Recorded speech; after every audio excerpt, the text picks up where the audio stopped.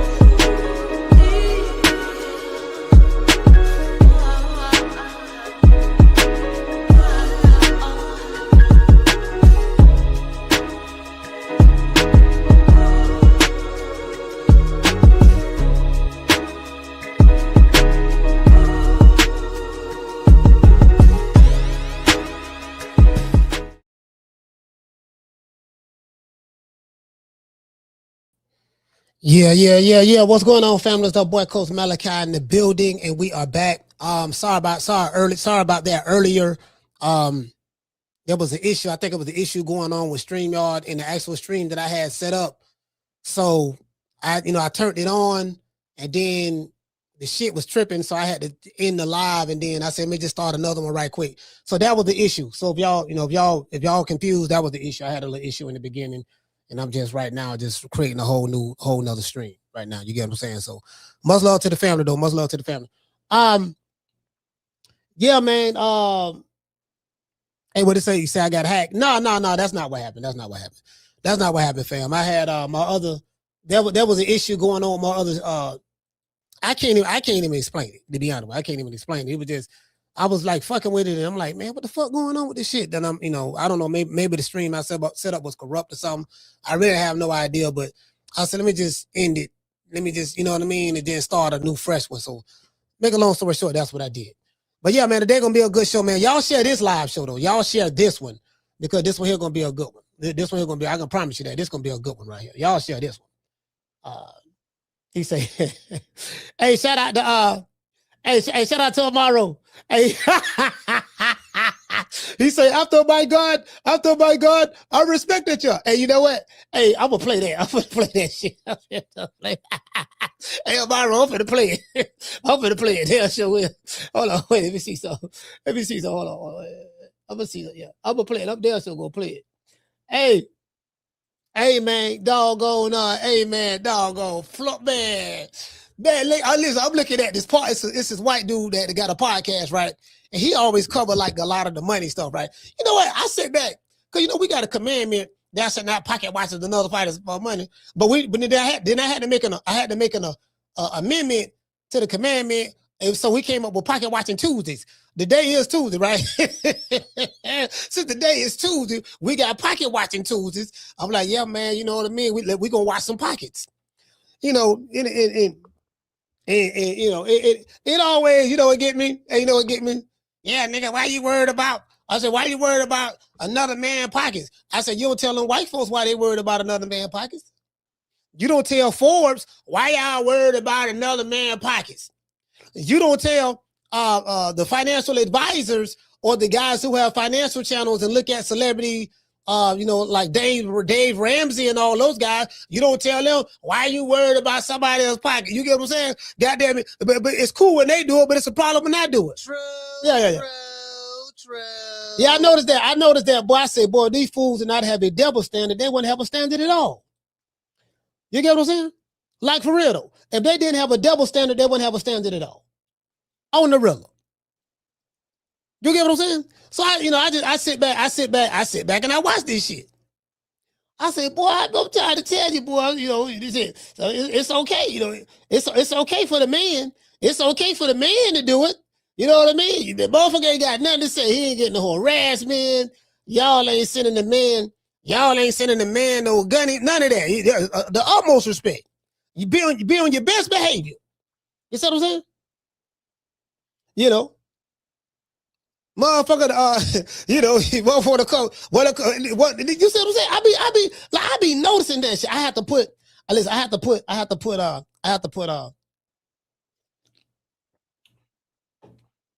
you get what I'm saying? Look at Yarvis. Yarvis say Trump calls New York game 3, man. How? Trump almost 80 years old. What, was he blocking shots? Was he snatching rebounds? Offensive rebounds for San Antonio? Was he running screening rolls, high screening rolls, so women can score 30-something points? Come on, Yarvis, man, tighten up, fam. Y'all, dog, coach, I'm telling you, dog, Trump, motherfucking Jason. Yeah, man. Yeah, y'all, man. Man, we all want to brave Trump. God damn, man. Nigga lose, it's Trump fault. Trying to tell you, coach, man. Coach, we was up by one time, I think by double digits. I think we was up by 7-8 points, man. Motherfuckers came back trying to tell you, coach. Yeah, you know what I mean? Y'all was right that bitch. Y'all right that bitch. Hey, he said, coach, no.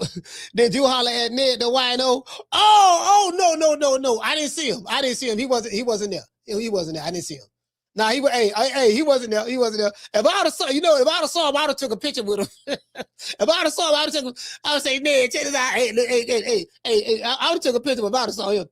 Cause I would have told him how funny he motherfucker was. Damn. Hey, what'd he say? He said, did you see the Knicks fans crashing out after the game? See, New Yorkers don't know how to act. Everybody know that. New Yorkers don't know how to act.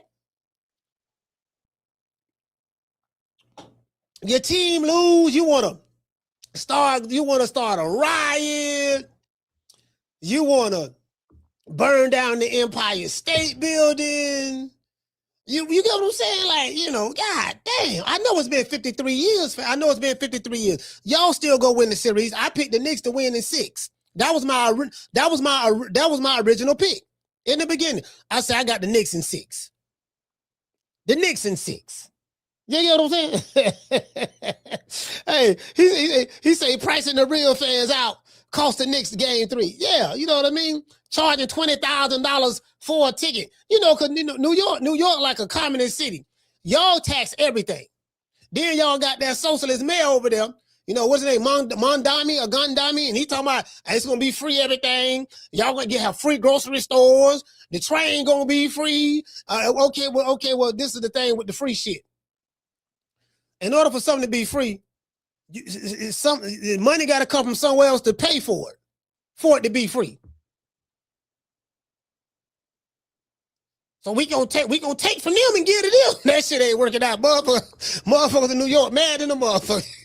So listen, I want to see the Knicks win because y'all going through it right now. Y'all going through it, boy.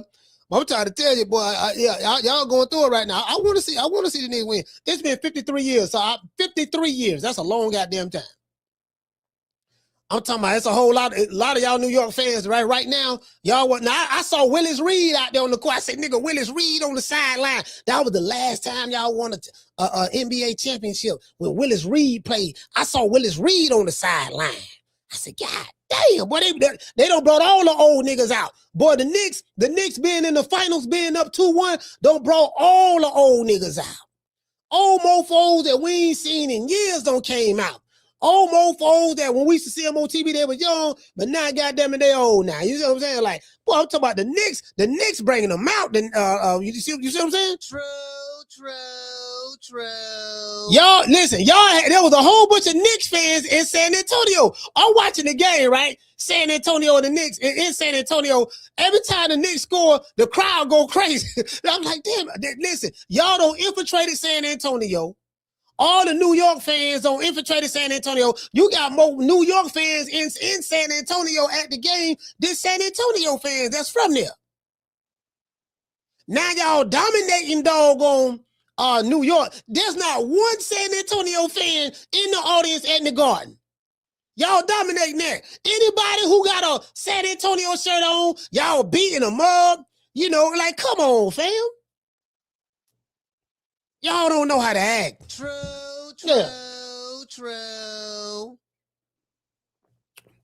Y'all don't know how to act.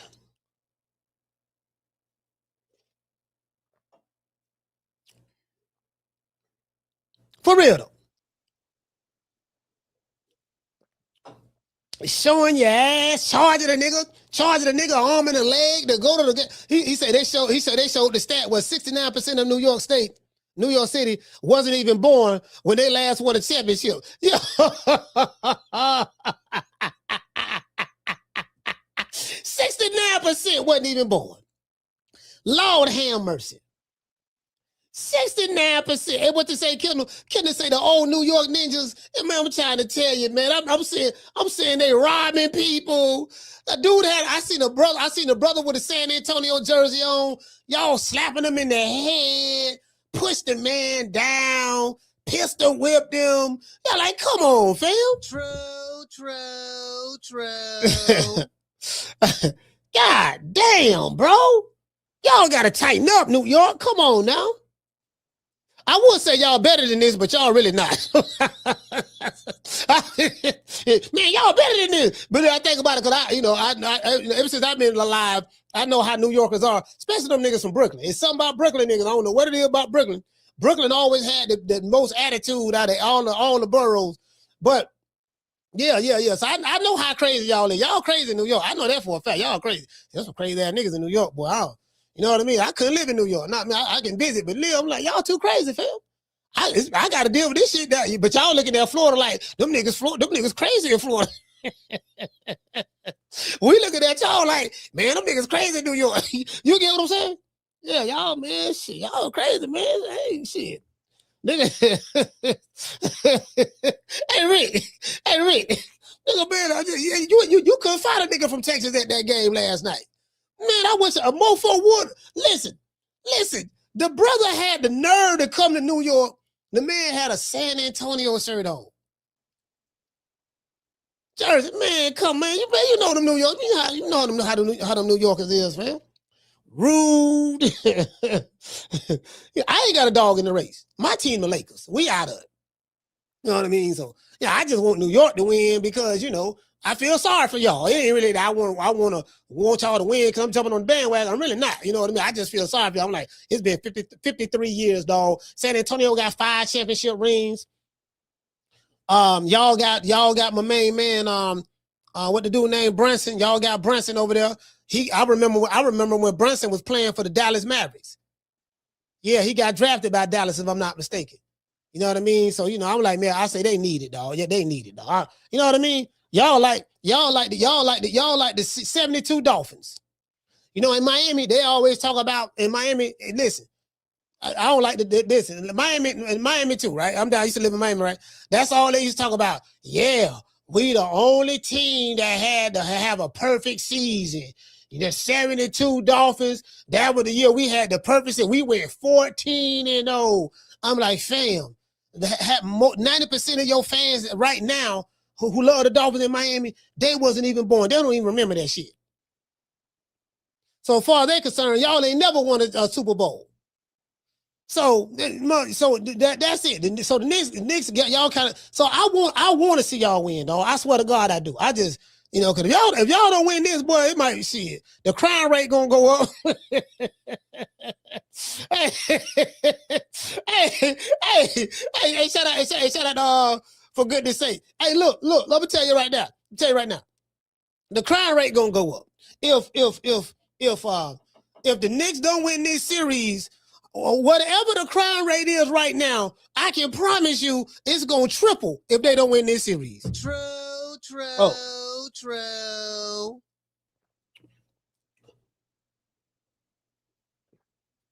Yeah.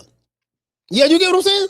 Yeah, it's gonna triple. It's a lot of people from New York down here in Florida. You know what I mean? Like in Tampa, where I'm at, in Miami. Yeah, you know what I mean? So I know how you New Yorkers is. Y'all crazy. I had a homeboy named Dennis, man. Dennis, that was my partner, boy. He can fight too. Dennis had some hands. This back when I started boxing when I was 13. And Dennis used to put us up on all of the gear. Like back then, like back in the day, right? All the new clothes and the trends, like New York set the trends back then, right? This in the 80s. And like they got the clothes before we got it.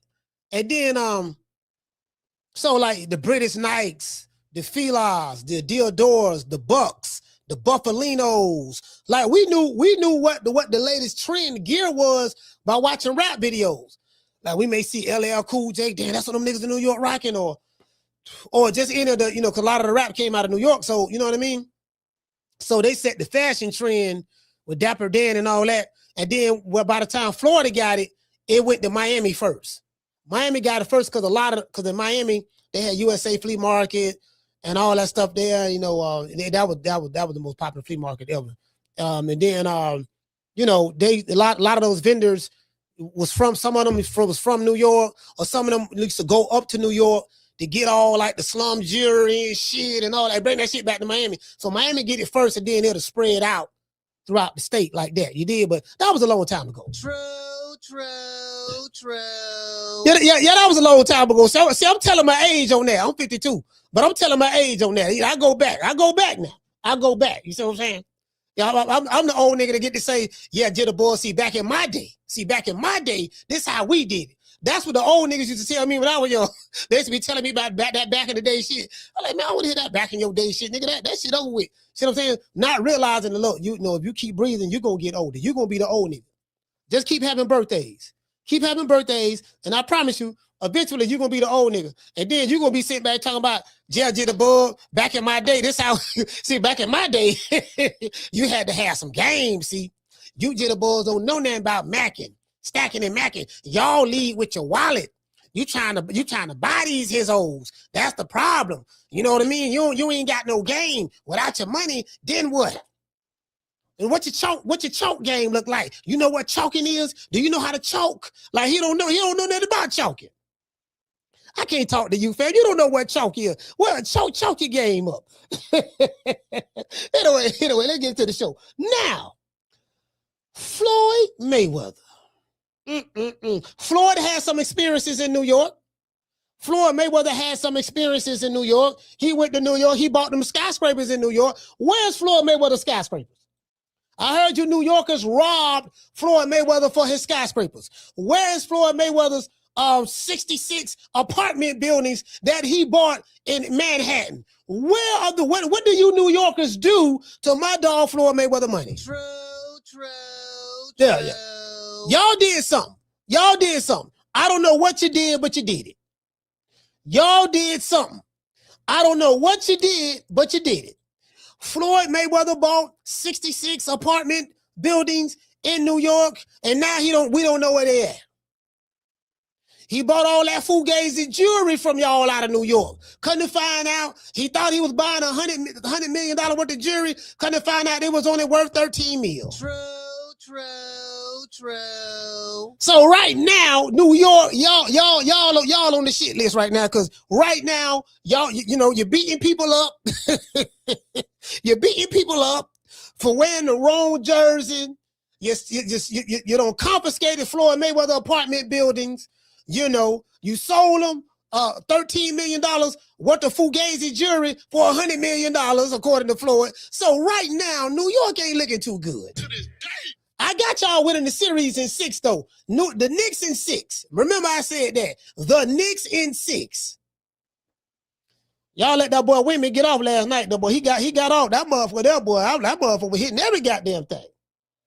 That good shooting tall ass nigga, boy, he got tired of y'all saying he was soft and pushing him around on the court. That nigga said, man, fuck this shit. I'm from Paris, nigga. Nigga, what didn't Kanye West make a song called Niggas in Paris? Him and Jay-Z? Yeah. So niggas in Paris, tired of you New Yorkers pushing them around and knocking them down and coming to San Antonio, muscling them. Them people from Paris, niggas from Paris don't like that. They tired of that there, man. Damn. True.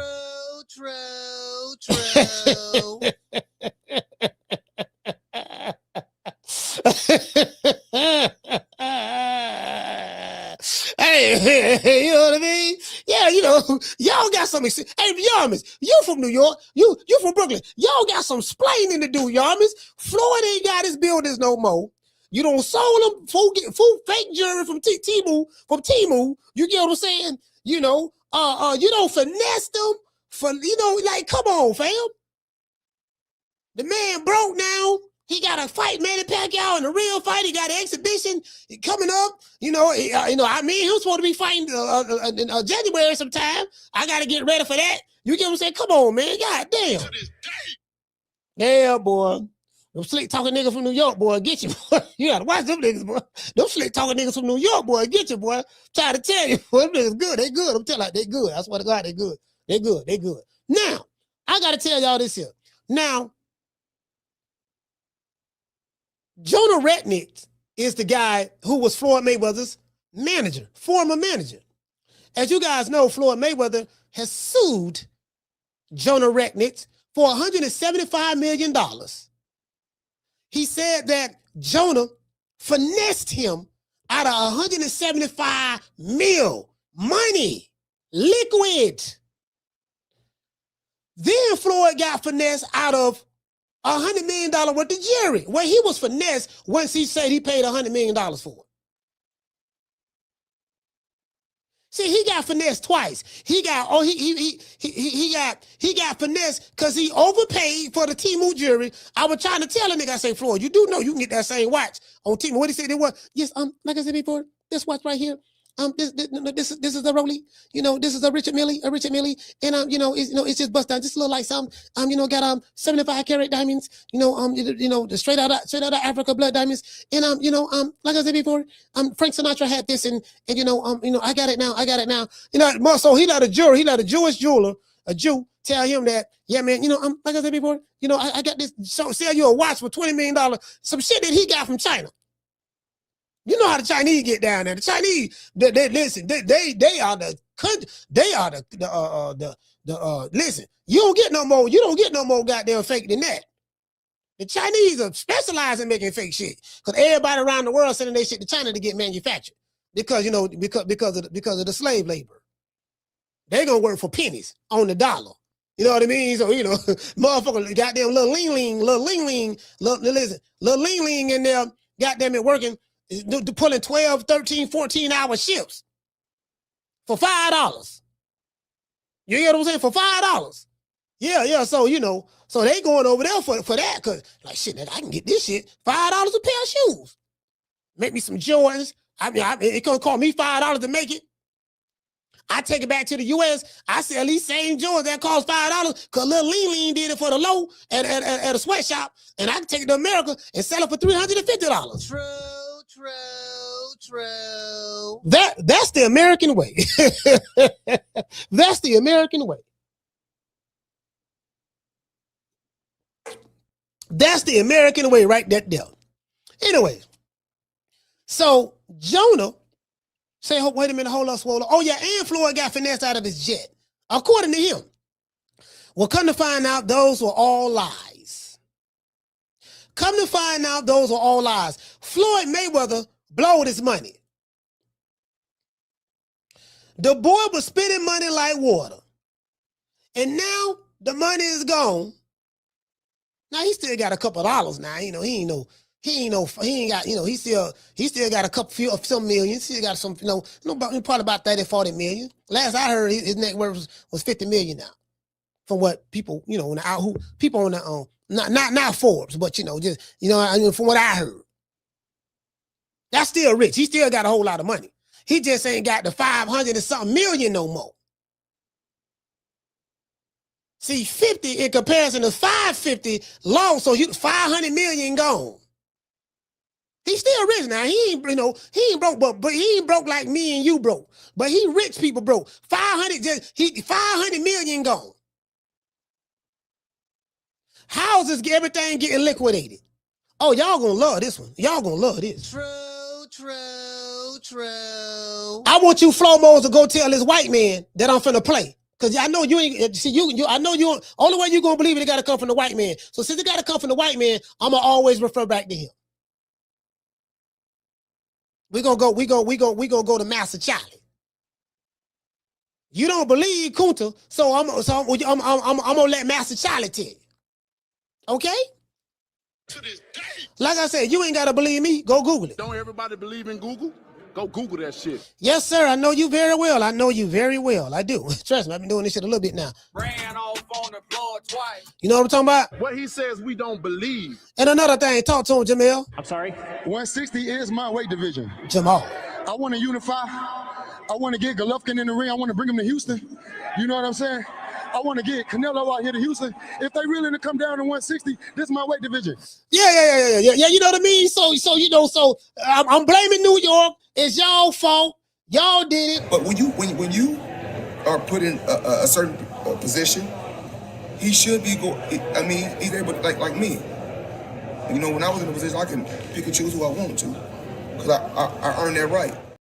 Hey, you get what I'm saying? You diggity dig, Yamas. You diggity dig. How in 36 months, of course, with one of my new investments, I would be making $300 million a month. But what investment is that? Just in real estate. I agree. I got you. And I'm heavy in real estate. I'm real heavy in real estate. Even though, you know, I got my own liquid. And if that means cash for those, I break it down in layman's terms. Even though I got a lot of cash, OPM. Okay. OPM. You don't always have to use your money. That's why it's very important for y'all to make sure y'all keep y'all credit right. Talk to us about very important. Yeah. Very important. You see what I'm saying? Very important. Floyd, they pulled the receipts out on your ass today, though. Boy, they pulled the receipts out. See, I like receipts. That's what I like receipts. I don't care now about a nigga feelings. The receipts don't lie. I like receipts. That's me. I remember great call here. Yeah, man, you always hating on Tank. This and that. I say, what have I hated on, Great? God damn it, this and that. You always showing him doing this and doing that. I say, is that not him in the video doing it? Yeah. Is there any lies that I have told? I have, you know what I mean? Nah, you ain't lying, but I'm just saying. So yeah, I just don't like you always talking about something. Let me show the receipts. I said, oh, you got a problem with the receipts. Okay. Oh, okay. True. See, niggas be, hey, Tila, niggas be having problems with the receipts. The receipts represents the truth. Motherfuckers don't like the truth because they fell in love with the lie. They've been lied to so much that they've been lied to so much that they have been programmed to accept the lie and hate the truth. So anytime some new information appears that challenges the lie that they chose to believe in, they hate it. And then they would do everything in their power to silence it. That's why people, like some of the leaders of the past who were truth tellers and really fought and stood up for the people, they always got unalived. Because, and then you find out years later that the person that they got unalived was unalived by them, and he was really telling the truth. He was he was really the hero. But you don't assassinate him, he gone, and we find out he was the real thing 20, 30 years later. It's too goddamn late now. You see what I'm saying? But you know, the truth always come out. True. No, we team fuck the other side. We ain't got no friends now. No friends, don't just get no dough. And you know what, Bob? When I get a bitch, I get a bitch. Hey, that's my that's off the Mac, man, with goddamn Pretty Tony told his bodyguard, he said, you know what, Bob, when I get a bitch, I get a bitch. Yeah, you know, she tried to give me a little taste the other night. I say, shit, me? You better go give it to such and such, because you damn sure ain't getting nothing from me. He say, now, one thing about me, Bob, you know, I take care of her, I make her look good, but she gets no dough. You see what I'm saying? True. No dough. No dough.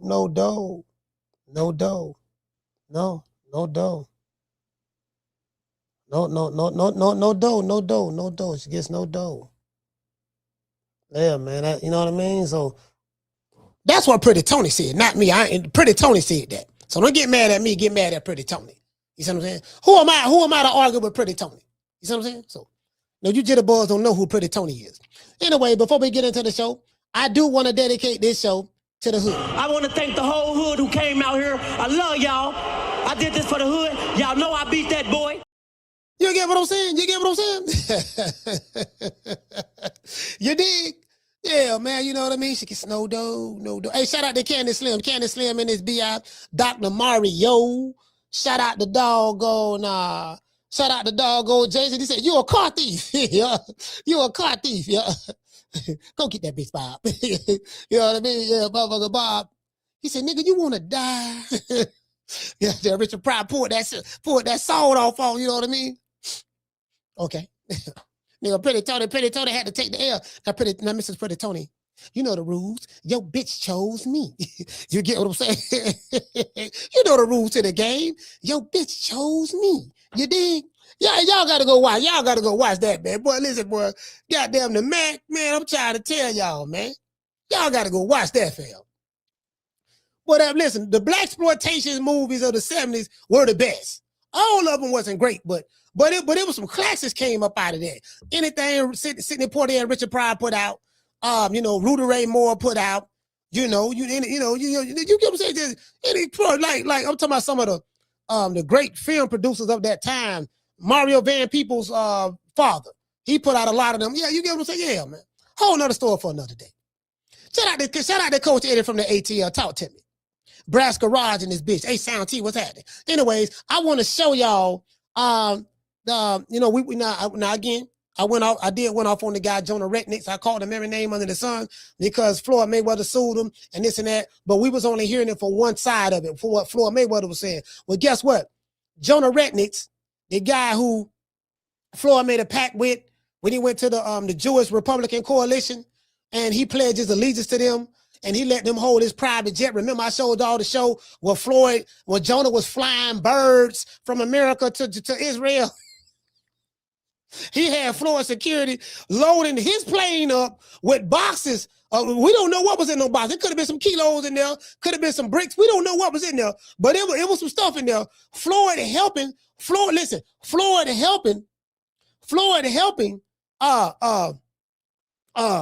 He helping doggone, he got his security helping doggone, load the plane with boxes. They didn't even open the boxes, fam. They got TMT hats with the Jewish star on it. They got fish scale. Listen, they loaded the man plane up with fish scale, fam. Floyd woke up. Floyd said he don't know what happened to his jet. Come to find out, that was a lie. Floyd said he don't know what happened to his jewelry. Come to find out, that was a lie. Floyd said, yeah, man, 175 mil, man, he just stole it from me. Come to find out, that was a lie. But let's get into the show. Before we get into the show, I'd like to give a shout out to our sponsor, not only Foster's Barbershop. Foster's Barbershop is located at 1923 West Main Street, West Tampa, Florida, 33607. Let them know that Coach Malachi sent you and you will receive a 10% discount. And also, let's give a shout out to our other sponsor, IT Bail Bonds. Lord, I tell you what, all you New Yorkers who are attacking people, if your ass is in this goddamn state, a whole lot of y'all need to be calling IT right now. Sitting in any kind of jail right now for child support, driving on a suspended license, or a missed court date, don't even trip. I made one phone call to IT Bail Bonds, and they had me out the same day. No judgment, no games, just real people who move fast. If you or a loved one is locked up in the city of Tampa, call IT Bail Bonds at 813-231-2663. IT Bail Bonds is located at 6201 East Hillsborough Avenue, Tampa, Florida, 33610. IT Bail Bonds. When freedom is on the line, call IT. Yeah, man, with freedom on the line. Hey, shout out to Tila. Tila, what's going on, Tila? What's going on, sis? Tila, when freedom is on the line. Yo, Mario Van Peebles, good look at that one, Mr. Hell. Hey, Tila, but ain't that some shit? Hold up. Hey, Tila, ain't that some shit? When freedom is on the line, call IT.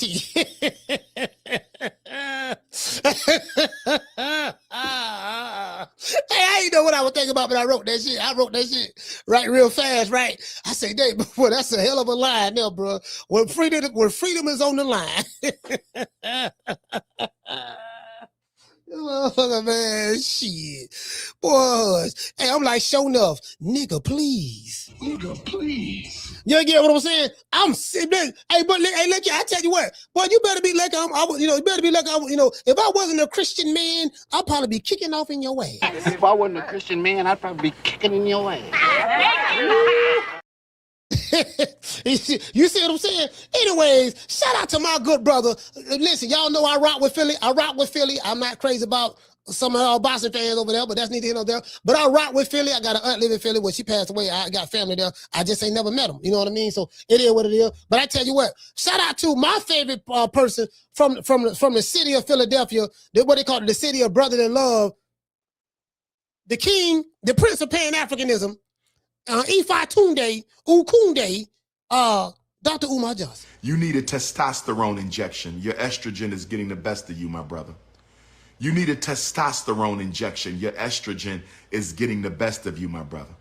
You are part of the estrogen-based anti-masculinity movement. Stop worrying about me with no shirt on. You are part of the estrogen-based anti-black masculinity movement. I just came from the beach in St. Croix. I took a dip with the ancestors. Is that all right with you, Negropean? I just took a dip with the ancestors. Is that all right with you, Negropean? I just took a dip with the ancestors in the ocean of St. Croix. Is that all right with you? Stop worrying about me and no shirt. Somebody get that brother some testosterone. Somebody get that brother some testosterone. His estrogen levels are a bit too high. Now, brothers and sisters of the congregation of True Media Podcast, TMP, the TMP family, right now, I need y'all to come together. I know some of y'all in New York are upset. I know some of my brothers and sisters in Philly is upset. I know some of my brothers in California and in Texas and right here in the state of Florida where I'm at and in Atlanta and the Carolinas and the Mississippis and Alabamas and the Arkansas. I know some of y'all are upset, but what I need y'all to do, I need y'all to take that emotion and I need you to dig deep into your pockets and I need y'all to break bread today. I need donations. Donations. Donations. Donations. Donations. Donations. Donations. Donations. Donations. Gifts. Gifts. Gifts. More gifts. More gifts. Y'all gotta tighten up. Hey, look, how I'm gonna keep the lights on? How I'm gonna keep the lights on? Light bill high over here. How I'm gonna keep the lights on? Y'all gotta tighten up, fam. You've been delinquent, you've been slipping. Jamie, you ain't gave a donation in a while. I've been keeping I got a list too. I got a list of niggas who ain't gave now. Let's see. Jamie, you've been slipping like a motherfucker. You got a good paying job. I don't know why you've been late. Daniel, you've been slacking too. H-Town T, saying I'm putting niggas on the spot today. Dr. Mario, you a member, so I can't really, go off on you. Mr. Curtis Robinson, much respect to you, sir. But you've been you've been slacking a little bit too. Like this, like the church. You know, when the motherfucker come in with the church, and the church, they got the deacon at the door, the pastor, and the choir boys, and you coming in there, let me see your ID. Sister Johnson now, sister, you know, for the past 3 weeks, Sister Johnson, you almost a month behind in your tithes. Is there do you have an explanation for that? Well, Pastor Johnson, my gout been acting up in my left foot and I got arthritis in my right elbow and, I got a ingrown toenail on my right foot, the big toe and, well, sister, if you was paying your tithes, paying the Lord like you supposed to pay, you wouldn't have these issues. What we need you to do, sister, you can't come to church today. We need you to go back home, find some money, and come back, and then we're going to get rid of the ingrown toenail, the gout, the arthritis. We're going to take y'all that. But bring the money, though. True. See, now that's what I'm talking about. Shout out to Green Eyes P. Hey, okay. For dropping that quarter of a bam, dub on your boy. Yeah, that's what I'm talking about. Super chat received. Hey, Brasco Rod say, goddamn, coach. No, don't goddamn, got the money. That's what we talking about, brother. You sitting there talking about goddamn, brother, I ain't trying to hear goddamn right now. We trying to hear this. We trying to hear. We trying to hear this. We trying to hear this. Hey, and we trying to hear this. Hey, Leroy. Super chat received. Playtime's over, boy. Yeah, I want to hear goddamn. I want to hear that. What I just played. Shout out to Green Eyes P. She said, here you go, coach. I got 5 on. That's what I'm talking about. That's what I'm talking about. This going to go toward the light bill. Down from the bar, there's a platform stage. People pimping, sharp as razor blades. Hey.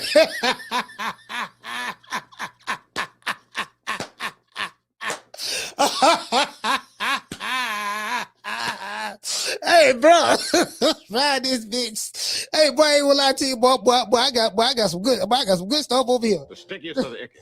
You want to smoke with old boy Rick James? Hey, I got some. Hey, you know what? Hey, shout out to Tila. What's good up, Tila? Hey, what's up? Shout out to Candy Slim, boy. Hold on, Tila. Let me tell you something. What this is? Is this it? Yeah, I got some shit over here called what this shit called? Banana OG, a Banana OG and Trophy Wife. Banana OG, Trophy Wife. It's a sativa. This is sativa. You get what I'm saying? Yeah, this shit right here, boy. This shit right here. Hey, you know what I'm saying? I'm just saying, you know, we can't. Well, I got a list of names. I got a list of names right here. Green Eyes P, don't worry about it. I don't scratch you off the list, Bill. Okay, now we got a list. We got a list like Bill Hader. Shout out to Bill. We got a list like Bill Hader. Okay, now Green Eyes P, she paid. Bam. Okay, she good. So you good. You good for the rest. You good for the rest of this week. For the rest of this week. All right, and the next week now I want to see you again. All right, let's see, y'all. We got a whole list. We got a whole list over here. Hey. Anyway. Let me show y'all this video. Boy, this nigga Floyd. Oh my God, this nigga here, boy. Oh boy, listen, boy. What thing about it, boy? They got the receipts on this nigga, boy. I'm like, here you go, right here. Hold on, let me show y'all. Floyd had me thinking, he had me thinking the Jew boy had done robbed them, ripped them off, you know, because he is a convicted fraudster. That's the thing, though. The man have been convicted of fraud already, so it's not really outside of the realm of the imagination that he ripped Floyd off. But I don't know if you guys. Oh, you know what? I got the Bill Haney interview dropping Sunday at 9:00 East Coast Standard Time at night. It's gonna premiere. I'm gonna be in the chat when he premieres. And I asked Bill about Floyd. I asked him about Floyd. And he told me that he know both parties. He know Jonah Rechnitz, and of course he know Floyd Mayweather. And he said, yeah, man, he spoke highly of Jonah. He didn't say nothing bad about Jonah. He didn't say nothing bad about Floyd. You know, he just, I was like, oh, okay. He ain't say nothing. You get what I'm saying? Anyways. Here we go right here. Here we go.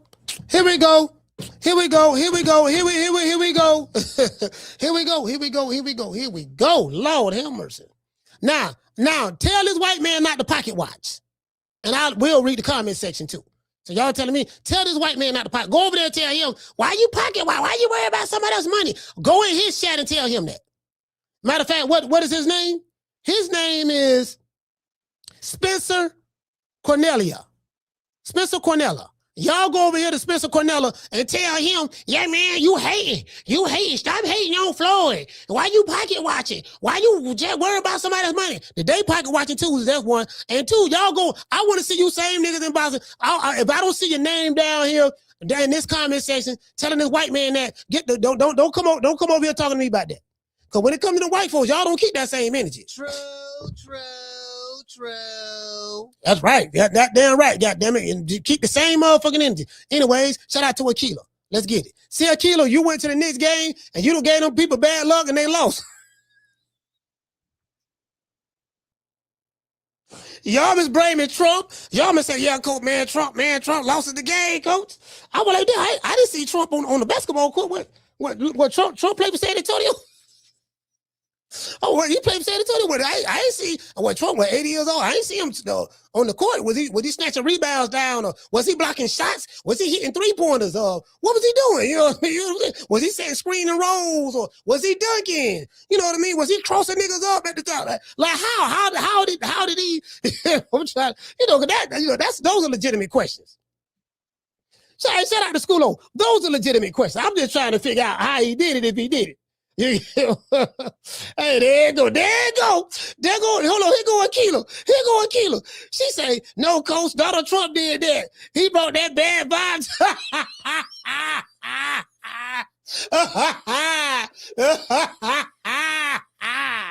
Boy, how y'all gonna blame Trump? Trump is from New York. The man from Queens. Boy, y'all need to cut that out. Hey, boy, y'all don't know how to take no L, fam. No accountability. No, boy, y'all don't know how to take no L. Boy, I tell y'all, boy. Listen, I know it's been 53 years since y'all won, but y'all up 2-1. Y'all gonna win the series. I picked the Knicks in 6. Y'all gonna win the series. God damn, dog. Damn.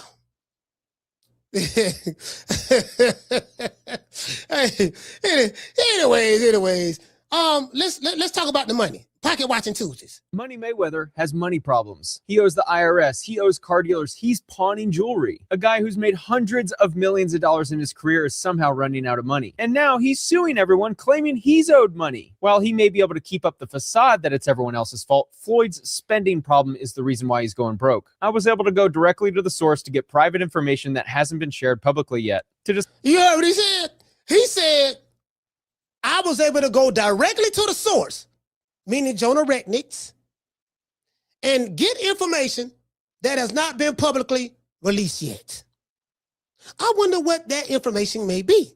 Let's continue. I digress. Mr. I make smart investments. Like I said before. Discuss the recent lawsuit that sent shockwaves throughout the sports world. Mayweather suing former associate in an alleged $175 million fraud scheme. That associate, Jonah, shared with me private text messages, private images of Floyd signing contracts, and access to private communication with this team. And the proof I've been given will contradict everything you've heard in the news about this $175 Let's hear this again. $5 million fraud scheme. That associate, Jonah, shared with me private text messages. He said he shared with him private text messages. Now, again, I don't know, you know what I mean? I don't know if there's some kind of flim-flam or not, but if this is true, he's showing them private text messages. He said, I want to personally apologize for the inconvenience caused by the delay in receiving your checks this month.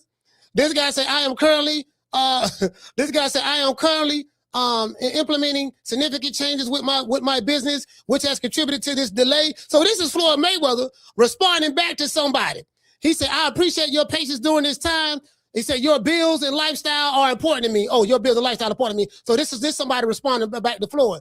And you can expect your check by Wednesday or Thursday. Okay. So he said your bills and lifestyle. He said your bills and lifestyle are important to me. Okay, let's see what it's about. Private images of Floyd signing contracts and access to private communication with this team. And the proof I've been given will contradict everything you've heard in the news about this case. By going through all of the claims presented in the lawsuit, I'll share all the private information that I have access to so we can understand fully what's going on with Floyd Mayweather. In 2017, Rechnitz and Mayweather became friends, which ultimately led to Rechnitz becoming Floyd's investment manager, real estate advisor, and banking liaison. Let's start right there. How can he become your investment manager? No, your personal manager, investment manager or whatever, and personal liaison, unless you gave him permission to do so. What did he do? Did he come through and hit you in the head with a small hat and say, "Give it up, Floyd. You're gonna make me be over your bank accounts. Make me be your personal manager." Like, come on, fam. I guess when I spoke to Bill, guess what? Y'all gonna see that in the interview. I spoke to Bill. He said, goddamn it, you know, he's familiar with both guys. He didn't have nothing bad to say about Jonah nor Floyd. Interesting. I digress. Let's continue. Hold on. Jonah helped put deals together for Floyd. He was his manager. So that's sponsorships, real estate deals, and fights, just to name a few revenue streams. Jonah shared with me that he was not on salary, meaning he only made money when there was a commission on finding a deal. As an example, Jonah shared with me that Floyd was running out of money in 2020. So Jonah put together a fight with Logan Paul to generate income. Do y'all remember that? Y'all remember the Logan Paul fight? Logan Paul said he ain't got paid yet for that fight. Jonah Rechnitz put that together for Floyd because Floyd was on his dick. But he's trying to keep this persona up. Yeah, I got more money than God. Yes, God called me and asked me to borrow money because he needed money to pay the light bill in order to keep the sun lit. You get what I'm saying? Like some little fly shit like that there. Because his level of narcissism, remember, Floyd is almost 50 years old. He was born in the 70s. And it's very important to him for complete strangers to believe that he is the richest black man and he richer than King Tut, he richer than Mansa Musa. Like I got more money than anybody, any black man in the history of black men. And I just bought a new watch and another watch and another watch and another watch, and this nigga damn near 50. Still doing that childish shit. When you that age, you ain't got no business still trying to do that shit. He's still trying to stunt, still trying to look fly, still trying to tell everybody I'm the best this, I'm the best that. Fam, you almost 50, you got grandkids now. Let that shit go. No, he can't do it. He can't do it. He can't do it. As well as many other exhibition fights. Turns out the only people actually punching Floyd in the face at this time were the IRS debt collectors. More on that in a minute. The first big claim that Floyd makes is that he wasn't aware that in 2016, Rechnitz had pleaded guilty to wire fraud conspiracy, that Rechnitz had cooperated with the United States attorney, or that Rechnitz had been the subject of significant civil litigation. Now, we know that's a lie. You know how we know that's a lie? Do you remember the video I showed y'all of the young white lady, beautiful lady, was sitting on stage and Jonah Rechnitz was in the audience and she said, well, Floyd, I see that you're with this guy, Jonah Rechnitz. Now, you do know that this guy has been convicted. He's a convicted fraudster. He embezzled millions of dollars, from a lot of his rich people, friends, in New York and stuff like that. And, Jonah Rechnitz is a Jew. And his other business partners were Jews as well. And he got caught by the federal government, and he's been convicted. He has to go to jail to do 5 months for that, 5 or 6 months or something like that. This happened years ago. He just finna go do time for it,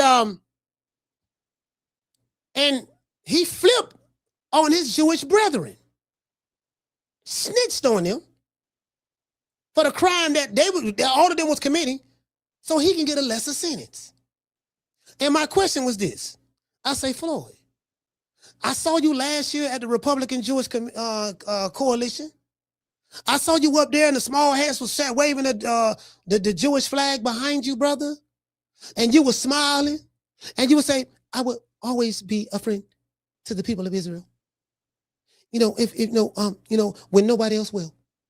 And Jonah, you're like a brother to me. And your dad is like a father figure to me and a big brother. If you have a problem with Jonah, you have a problem with me. You get what, y'all remember that? No, that's what you said, Floyd. So we don't want to hear that shit about you didn't know. And the lady told you. She said, you do know that my nigga Jonah got convicted of this and that. You let this nigga, you trusting the nigga with all your money and paper? He said, people make mistakes. Jonah is my brother. I not only trust Jonah 10%. I not only trust Jonah 50%. But I trust Jonah 100%. So, nigga, you lied when you said that. You knew. True. And if you lied about that, what else your ass don't lie about? Let's continue. What Floyd's attorney was trying to do with this complaint is make it look like Floyd was taken advantage of by a guy with a questionable past. Like Floyd is this innocent victim who had no idea who this guy really was. There's a little problem with that. because I have proof he did know. This letter on the screen was sent in 2023 by Floyd Mayweather to a U.S. District Judge for the Southern District of New York. The bottom includes Floyd's name and his signature. For context, this is Floyd Mayweather's letter to the judge in Jonah Rechnitz's case, speaking about Jonah's character and why he deserves a better outcome. In the second paragraph, he writes, "We became friendly and I supported him when he was going through the process of..." I met Jonah in 2013 in New York at a basketball game. We became friends and I supported him when he was going through the process of being sentenced in 2019. However, at that time, I didn't write a letter to the court on his behalf. Since then, we have become closer and started working together. Nigga, how the hell you did? Sit your ass down somewhere, Floyd. True. Negro, please. Nigga, please. Let's continue.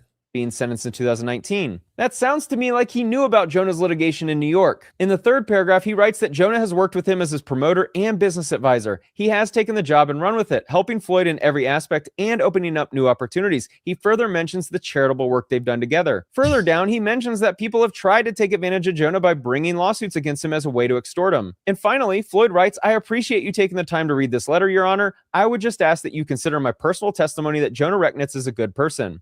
Lord have mercy. Lord have and mercy. Floyd, you done, boy. True. You done. You done, fam. Nigga, what was you thinking about?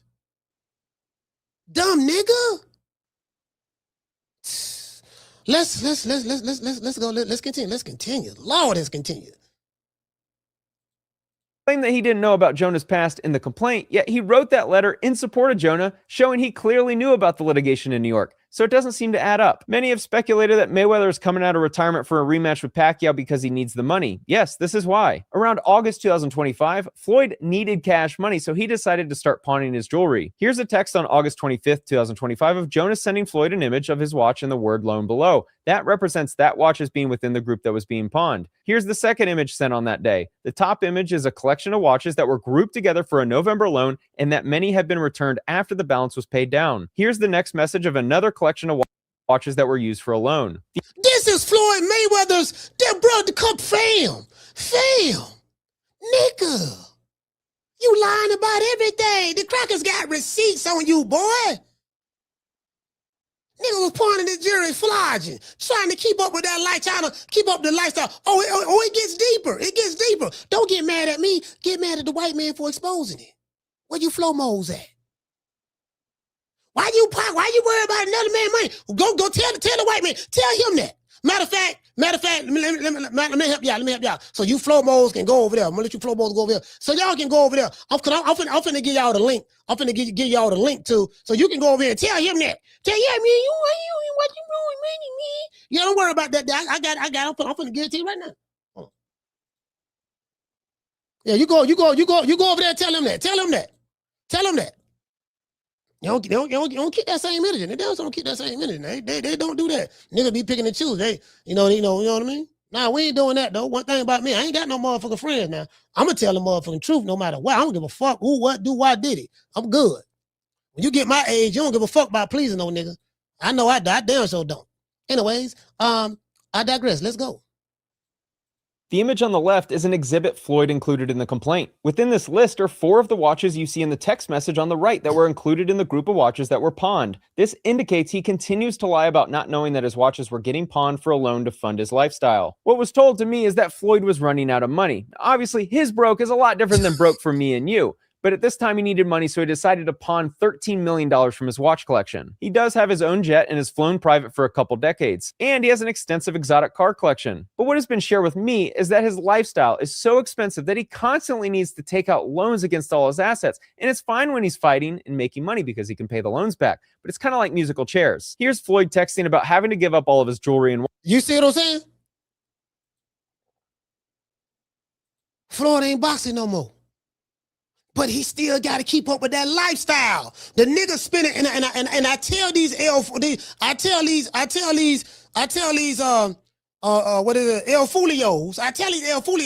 I say, fam, it's simple math. If you got more going out than coming in, you're going broke. That should be a simple concept that any fool on the planet Earth can understand. But for some reason, it's some of these niggas some of these Wakanda niggas, they are a special group of people.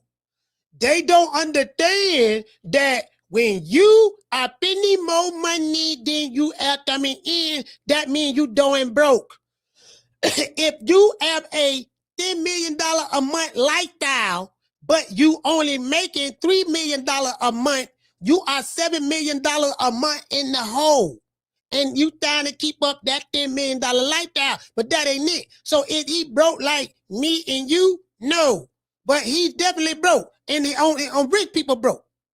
I gotta talk like that because some of these niggas slow. I don't know if they eating the same crayons that Roland Romero eating. I just don't know. True. Shout out to the lovely Brandy. Brandy, what's going on, sis? Feeling, gotta talk to these niggas special today. Watches and all of his women's bags. Further, he sent the text, don't musical chairs. Here's Floyd texting about having to give up all of his jewelry and watches and all of his women's bags. Further, he sent the text, don't forget. He gave up all his watches and his women's bags. He said, don't forget about my ladies' Birkins. Also, that's a part of the 13 mil. Damn. About my ladies' Birkins, also that's a part of the 13 million. He's selling his latest clothes. Like, yeah, so all the purses and stuff I bought from my women, yeah, we pawning that too. Pawn that too. He pawning shit on the low, and but guess what? Don't nobody know about that. Jonah putting it out there now. This what it is. We finna pull the curtain back on this boy. Let's go. In December 2025, Floyd texted, please keep me updated on my jewelry and Birkins. Thanks. Back in March, so around 7 months after he began pawning, he texted his pawn shop lender asking about the balance he owes so Jonah knows what the number is. He say, Joel, please text me the balance so Jonah know what the number is. The guy replied, there was an auto reply. He said, today it's a Jewish holiday for Purim. I will have very limited access to my messages. I will reply to any message. But he's surrounded. The Jewish holiday. So you surrounded by them people. He say, all good, Floyd. What he say? All good, Floyd. He say 1.8. We say 1.85 million checks, $10 million, 10.8 million in jewelry, 1.47 million in fees. He said, I have recouped everything. I haven't sold any of the pieces. I still need 360,000 by Friday, so the fees don't keep adding up. Man, come on, this Floyd. They got text messages of Floyd responding back to this dude. Come on, bro? Ain't nobody beat you out your money, nigga. You knew what was going on. Jonah, as Floyd's manager and the one who handles all the financial transactions, is the one who ensures that all the loans are paid off. The lender responds 1.85. Tila say, Coach, I might have missed it. Who is Jonah? Jonah is Floyd Mayweather's former manager, and he's a Jewish guy, and he's a convicted fraudster and embezzler, and he's finna go do some time for he turned snitch for the feds and told on his fellow Jewish brothers and stuff. So Floyd is suing this guy for $175 million, $100 million worth of jewelry that he said that was pawned, and a private jet.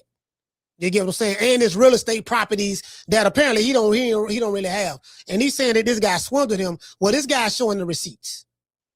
So that's who Jonah is.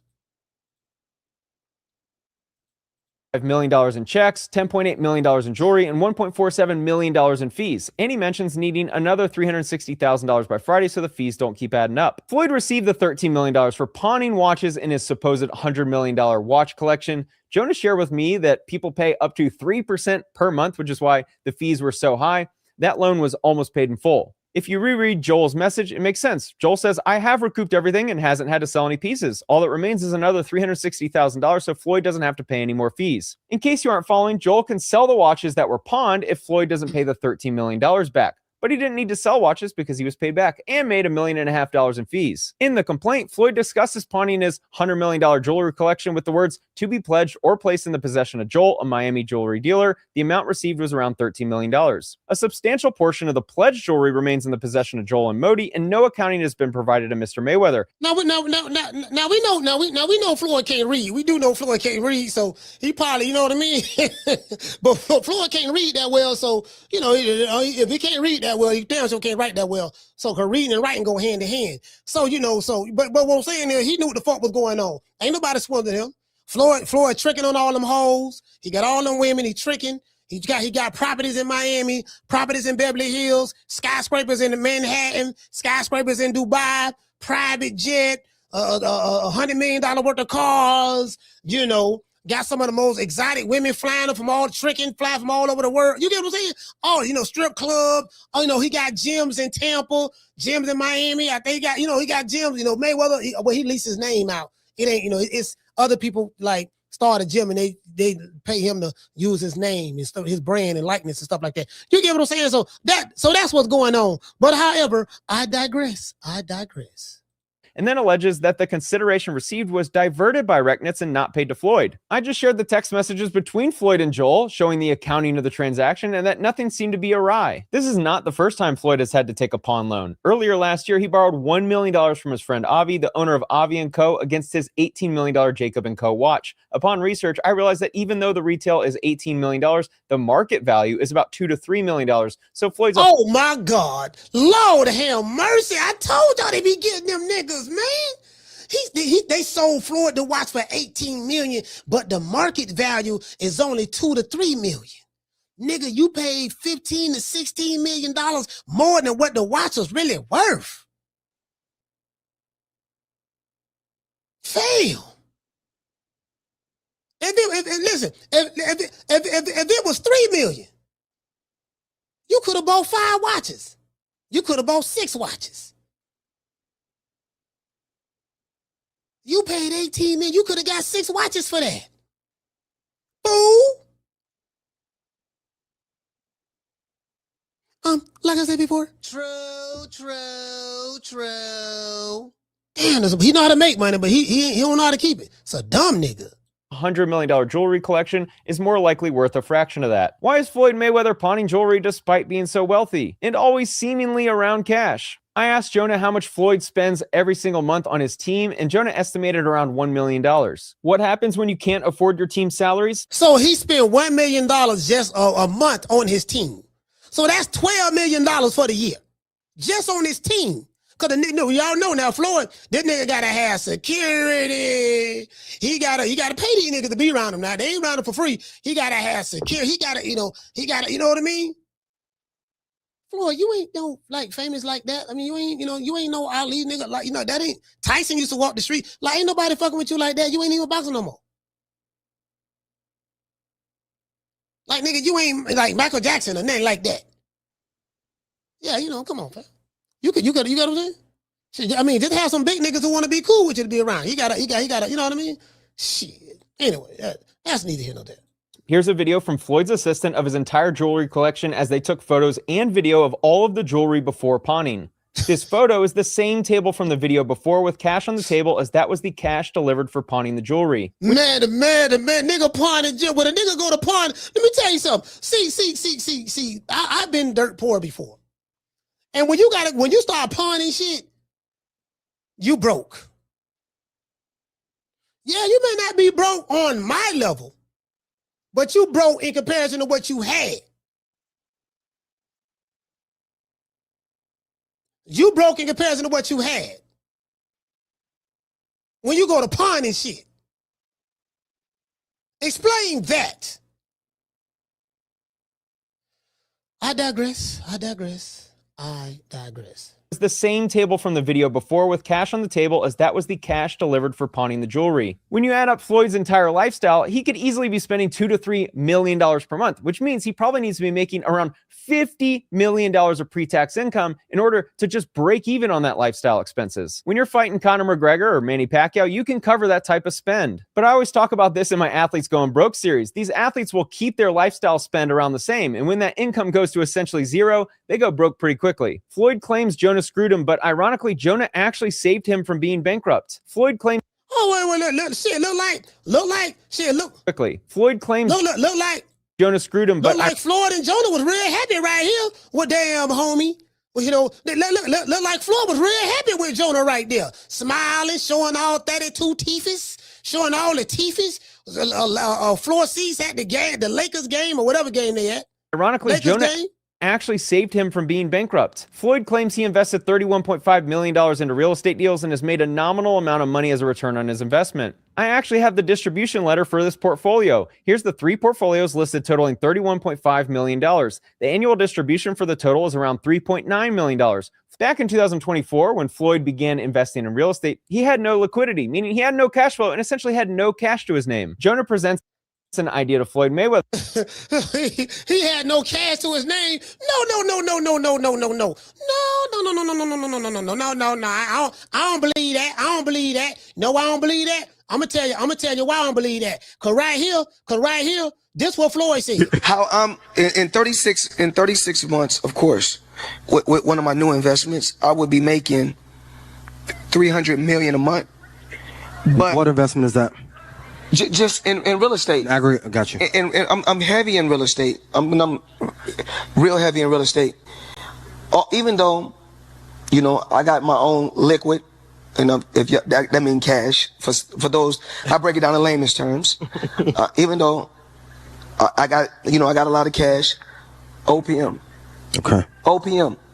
You don't always have to use your money. That's why it's very important for y'all to make sure y'all keep y'all credit right. Talk to us about very important. Nigga talking about some OPM. Yeah, OPM. All right. Okay. All right. I'm up to that. That's liquid. Just in case for those who don't understand. Let me tell you to you in layman's terms. Well, let me tell you to you in layman's terms. You broke. That $500 or some million you had is gone. Now you might have about 30 or 40 million left, which is still rich. You still got a lot of money, but the 500 that was on top of what you got left, that's gone. The IRS got to get them mean they got to get their money. They got the lien on you, and they finna start confiscating your shit. The same thing they did to Red Fox and a whole lot of other goddamn black celebrities who was rich and high on top of the hog, but they ended up broke. They left this motherfucker broke. Shit, you got a strip club called Girl Collection. You might need to get on that pole and start dancing with them. True. Twerk a little something, you got some good footwork. We saw you dance in the rain. You twerk a little something. You better do what you got to do to keep that lifestyle up. Shout out to Mr. AGR. He say Floyd suing Jonah fella just opened a can of worms for him. Yes, it did. He say no one knew he was this broke since 2020. This dummy spent all of his money, coach, pawning any and everything. Facts. The nigga was pawning the man pawning this stuff. When a nigga go to pawn your shit, you broke. That means you spending too much money. Down from the bar, there's a platform stage. People pimping, sharp as razor blades. Yeah, he better go. Hey, the Two Live Crew made a song back in the day. I know that you're with it, so don't start fronting. I don't want to be your man. I want to move something. hey, Floyd better go move something. Move my jewelry over here to the pawn shop over there. And then listen, he gave his jewelry to the Jewish guy. The Jewish guy took it to a Jewish jeweler. You see what I'm saying? So listen, he's surrounded by the beautiful people. Jewish people from the Jewish community, those beautiful, wonderful people. You know what I mean? The beautiful, wonderful, he's surrounded by them. You get what I'm saying? And they tried to help him out. Those beautiful Jewish brothers, y'all understand why I'm saying it like this, why I got to word it like this. Those beautiful brothers and sisters from the Republican Jewish coalition tried to help Floyd. But Floyd was so deep in the hole financially that when they tried to help him, it might have been he wouldn't stop spending money because Floyd got to keep up with the Joneses. Floyd got to let me, you, and everybody in the chat know that I still got it. I'm the richest black man in the world. There's only two. Listen, I'm the third richest black man in the world. There's only two that's richer than me. That's Michael Jordan and Kanye West. And me and LeBron are tied. For third. You know what I mean? Like, did you feel me? Yeah. We know. Mister, like I said before. As Floyd at the time had 2 properties that were real estate, he had no liquidity, meaning he had no cash flow, and it's totaling $31.5 million. The annual distribution for the total is around $3.9 million.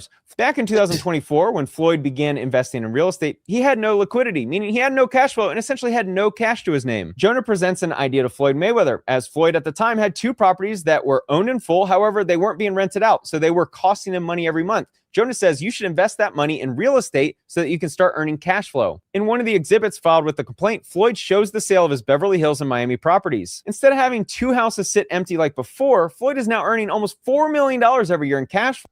So he's showing that he had to sell his houses in Beverly Hills and Miami. Floyd did all of that. Nobody can just come do all this shit without you knowing. He been around you for years. All this shit going on, you don't know nothing. I don't know nothing, dog. They just took advantage of me. Nigga, who you think you talking to? I got a GED now, but it's a strong GED. We heard the lawsuit that you put out, and I did a couple of shows talking about it, and I was going off on Jonah Rechnitz. Now that new information has been introduced to the scene, couldn't find out, nigga, you was lying. You on your dick. You still tricking. You trying to keep up with this lavish lifestyle. You got more money going out than coming in. And you got to pay taxes every year. And you still got to pay all of, because I have a house. I have a house right here, so I can just imagine how much money you got to pay a month just for the upkeep. Housekeepers, lawn service, a maid, the Mayweather way. A little poor broke kid that came from Grand Rapids, Michigan, overcame the odds and became the richest fighter in the world. He grossed the most money than any fighter in the history of boxing. And it's a good chance that someone like some of the fighters that's here now that done retired and left with a lot of money, Canelo probably got way more money than Floyd right now. I'm pretty sure he does. Hell, probably Terrence Crawford got more money than that nigga right now. Or they might be even. Or Al Heyman.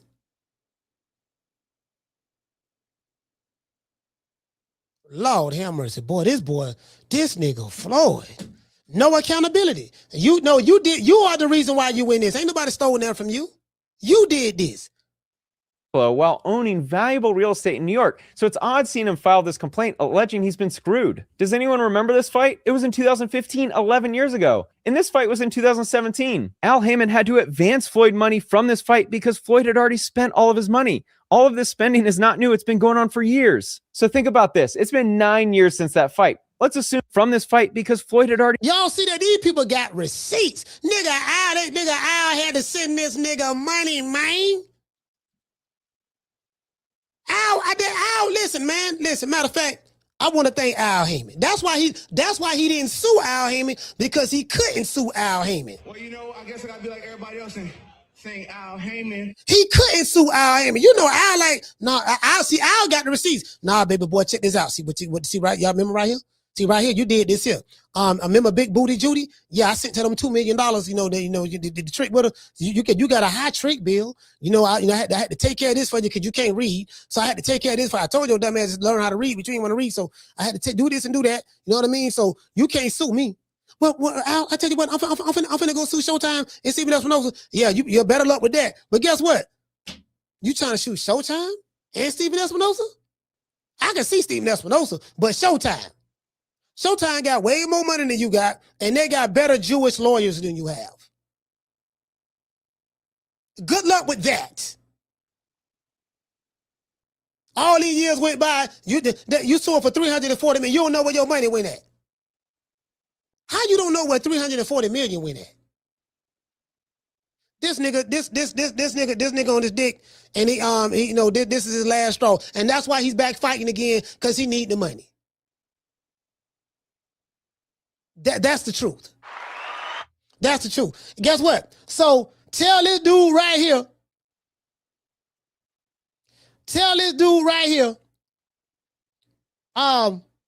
Where he at?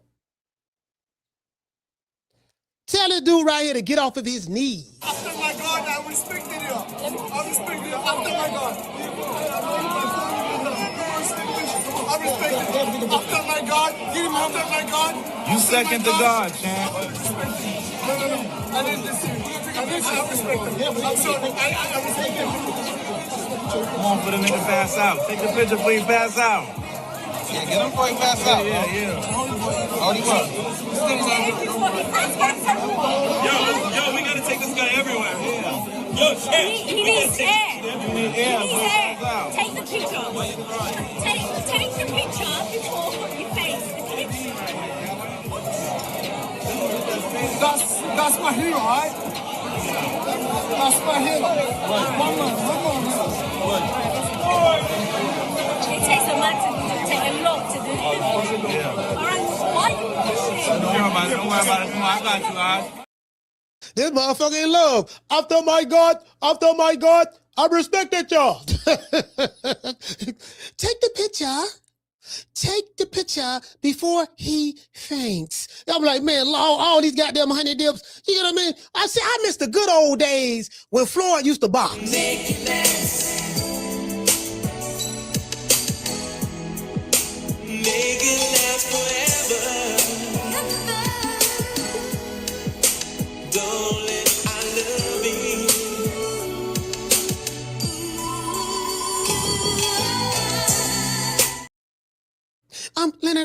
Leonard, are you biting your bottom lip?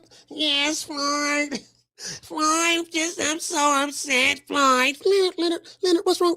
Like I said before, Leonard, what the problem is? Floyd, I saw you in over there in the UK, and you just had this young guy. He was on his knees, Floyd, and he looked like he was trying to take my job. And, I just don't want to see no one on their knees in front of you like that because, it's just, Floyd, we go so far back. Leonard, get over it, Leonard. Like I said before, this guy, he's young, he's younger than you, and his knees are a little bit more flexible. And he started out the conversation on his knees, and he was ready to give me awesome jawsome in front of all of the lovely ladies. Leonard. So don't be upset. I'll be back home soon. Like I said before, Leonard, you're gonna be fired. I gotta fire you right now because my money's going low. Floyd, I know your money's going low. I told you to stop tricking with your money. Save your money. Leonard, like I said before, you're fired. You know what I mean? True. Nigga around don't fire my dog Booger Ray. You don't fire Booger Ray. Listen, until you ain't Floyd Mayweather, until you do right by Booger Ray, Leonard, ain't nothing gonna go right for you. Give my dog Booger Ray his job back. True. Nigga don't fire Booger Ray for nothing. Your most loyal servant. He spent all of his money. All of this spending is not new. It's been going on for years. So think about this. It's been 9 years since that fight. Let's assume Floyd spends around $20 million per year, which is pretty reasonable given his lifestyle expenses. That would have meant he spent $180 million since that fight in 2017. He's always posted pictures with cash money because it's his branding. And he certainly has had a lot of money at one point. But spending a couple $1 million per month blows through this cash instantly. Floyd may have had a $100 million jewelry and watch collection, and that's certainly wealthy to me and you. But when you're spending $20, $30 million per year, that $100 million can dry up pretty quickly. Which is bro. See, that's what the El Fulios don't understand. See, Floyd got some slow ass followers on YouTube. Fool! If he's spending $20, $30 million a year, but he only bringing in $10 million a year, then that means that whatever cash he had in the bank, he got to keep spending money out of those reserves in order to keep up with his lifestyle because he's bringing in 10, but he losing 20. You understand? Oh, nigga, you hating. You hating, coach. Tell that white man he hating. Who's showing them goddamn receipts? Tell the receipts that he hating. Are the receipts hating? Motherfucker, they got text messages from this nigga. Receipts. Replies from Floyd to his creditors. Yeah, nigga, whatever. True. Yeah, tell that to Umfufu. Tell Umfufu that bullshit. Why he now needs to exit retirement to fight Manny Pacquiao for a payday. One of the other claims is about Floyd selling his jet and not receiving any money. There's mention in the complaint that the block for the purchaser was left blank. What the media misunderstood was that the plane wasn't sold for $1 like the complaint lists here. Here's the actual signed contract, which does list the consideration of $1 and OVC, and you can see Floyd's signature down below. hold on. Here go Floyd. Yeah, Floyd right here. They got Floyd right here. Floyd, what he say? He say four in consideration of $1 and OVC. He say the undersigned owners. He say of the full legal and beneficial title of the aircraft described as follows: United States registration number. They got the registration number right there. Aircraft manufacturer, the Gulfstream. Aircraft model, G4 jet. Aircraft serial number, 1139. Does this blank of this, does this day of November 2025, that's last year, hereby sell, grant, and transfer, delivery, all rights, title, and interest in and to such aircraft unto, and then a purchaser, he ain't got nothing there for purchaser, but Floyd still signed this goddamn name right there. So Floyd, if you was concerned about, hold it. If you was concerned, Floyd, about, wait a minute, Jonah, like I said before, why are you bringing me a bill of sale to sell my jet to someone and there's nobody named for seller right there? Why are you doing that? Oh, Floyd, don't worry about it. We'll do the particulars later. Oh, okay, I just signed it right here. Why did you sign it, fool? You signed that. Because you agreed to sell your jet because you needed the money. You signed that. Remember, you the smartest nigga in the room. Everybody worked for you. You make smart investments. You said all of that for years. Don't blame it on Al Heyman. Don't blame it on Showtime and Steven Espinosa. Don't blame it on Jonah Rechnitz. Where is your accountability? Are you not to be held accountable, Floyd? Oh, you just like the rest of the niggas. Niggas hate accountability. True. Niggas hate accountability, boy. Lord have mercy. Actual signed contract, which does list the consideration of $1 and OVC, and you can see Floyd's signature down below. I think what was misunderstood is that the plane didn't actually sell for $1. OVC means other valuable considerations, which means the sale was for more than $1. This happens when private parties don't want the amount known to the public. Here's the text message between Jonah and Floyd. Jonah sent the payoff letter from the lender of his private jet as y'all heard this shit? He said he sent what did he say? He said thanks. He said I'm already a step ahead. That will be handled in the middle of the week. Next week, I'm on it, family. Floyd Mayweather aircraft. Y'all see that there? HFCA payoff. And then they got the attachment. This fool knew what was going on. And you heard what he said? Normally they'll put it down, they'll put the dollar at QVC because they don't want the real price of the aircraft to be known, just in case it got leaked to the public. This nigga got this fugazi ass jury on right here. This shit probably cost $35 off of Temu. They probably sold it to this nigga for like $3 million. Bro, we got $3 million for the jury right here. They ain't telling nigga he could have got these same chains from Temu. I digress. as well as a letter from Navy Federal Credit Union regarding a $2.787 million payoff. What happened was Floyd took out a large loan against the value of the jet. So when the jet was sold, a large chunk of the money went to pay off the loan and many of his other debts. Here's the payoff demand statement for the jet. Highlighted is borrower named Floyd Mayweather. The total loan payoff is around $2.79 million, and the highlight in the bottom left is the property collateral as the Gulfstream Learjet. The nigga took a loan out on his jet to keep up with this lavish lifestyle he's trying to portray.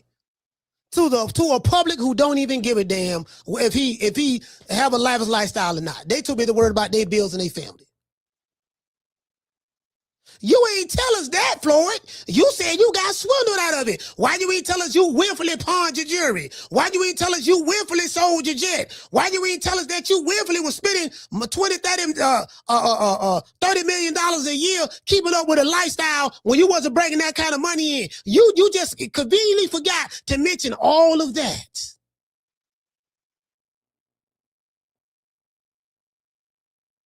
You can't make this shit up. Well, you know, I guess I gotta be like everybody else and saying Al Heyman. Let's continue. This is the bank wire transfer receipt from the credit union. Both of these documents were sent to Floyd, so he's clearly lying about the jet only selling for $1 and him being out of the know on the jet selling. Picture on the left is Floyd signing the contract, and the picture on the right is Floyd holding the aircraft purchase and sale agreement right after signing it. Bro, listen. Boy, they got this nigga in the figure 4 leg lock. Boy, listen, goddamn Jonah Rechnitz came with receipts. You trying to get the Wakanda niggas to fall, to feel sorry for you, and to make you think that the Jews don't beat you out your money. No. That's not what happened.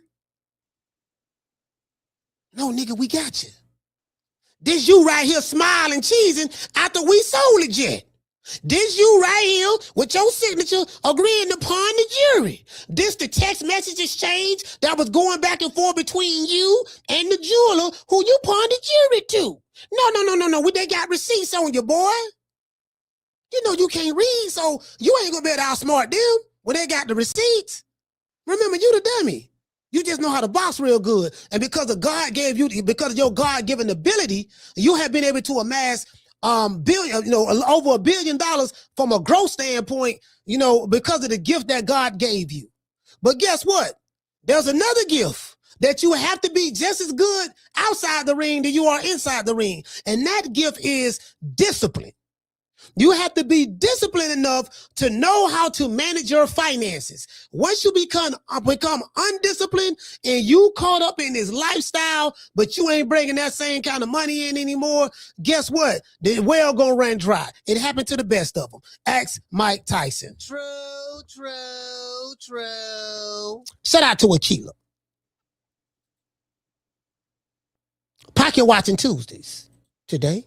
He looked disappointed in the terms of the sale. This is the text Jonah sent to Floyd in September 2025, indicating that the house and airplane contracts were done, and Floyd responded, "Let's go." To make it even more clear that Floyd knew about the plane purchase and the terms of the purchase and sale, here's a text between Floyd and Jonah where Floyd writes, "Can you call me about the plane, please? I need for you to update me, please." And Jonah responded, "Plane is ready to close."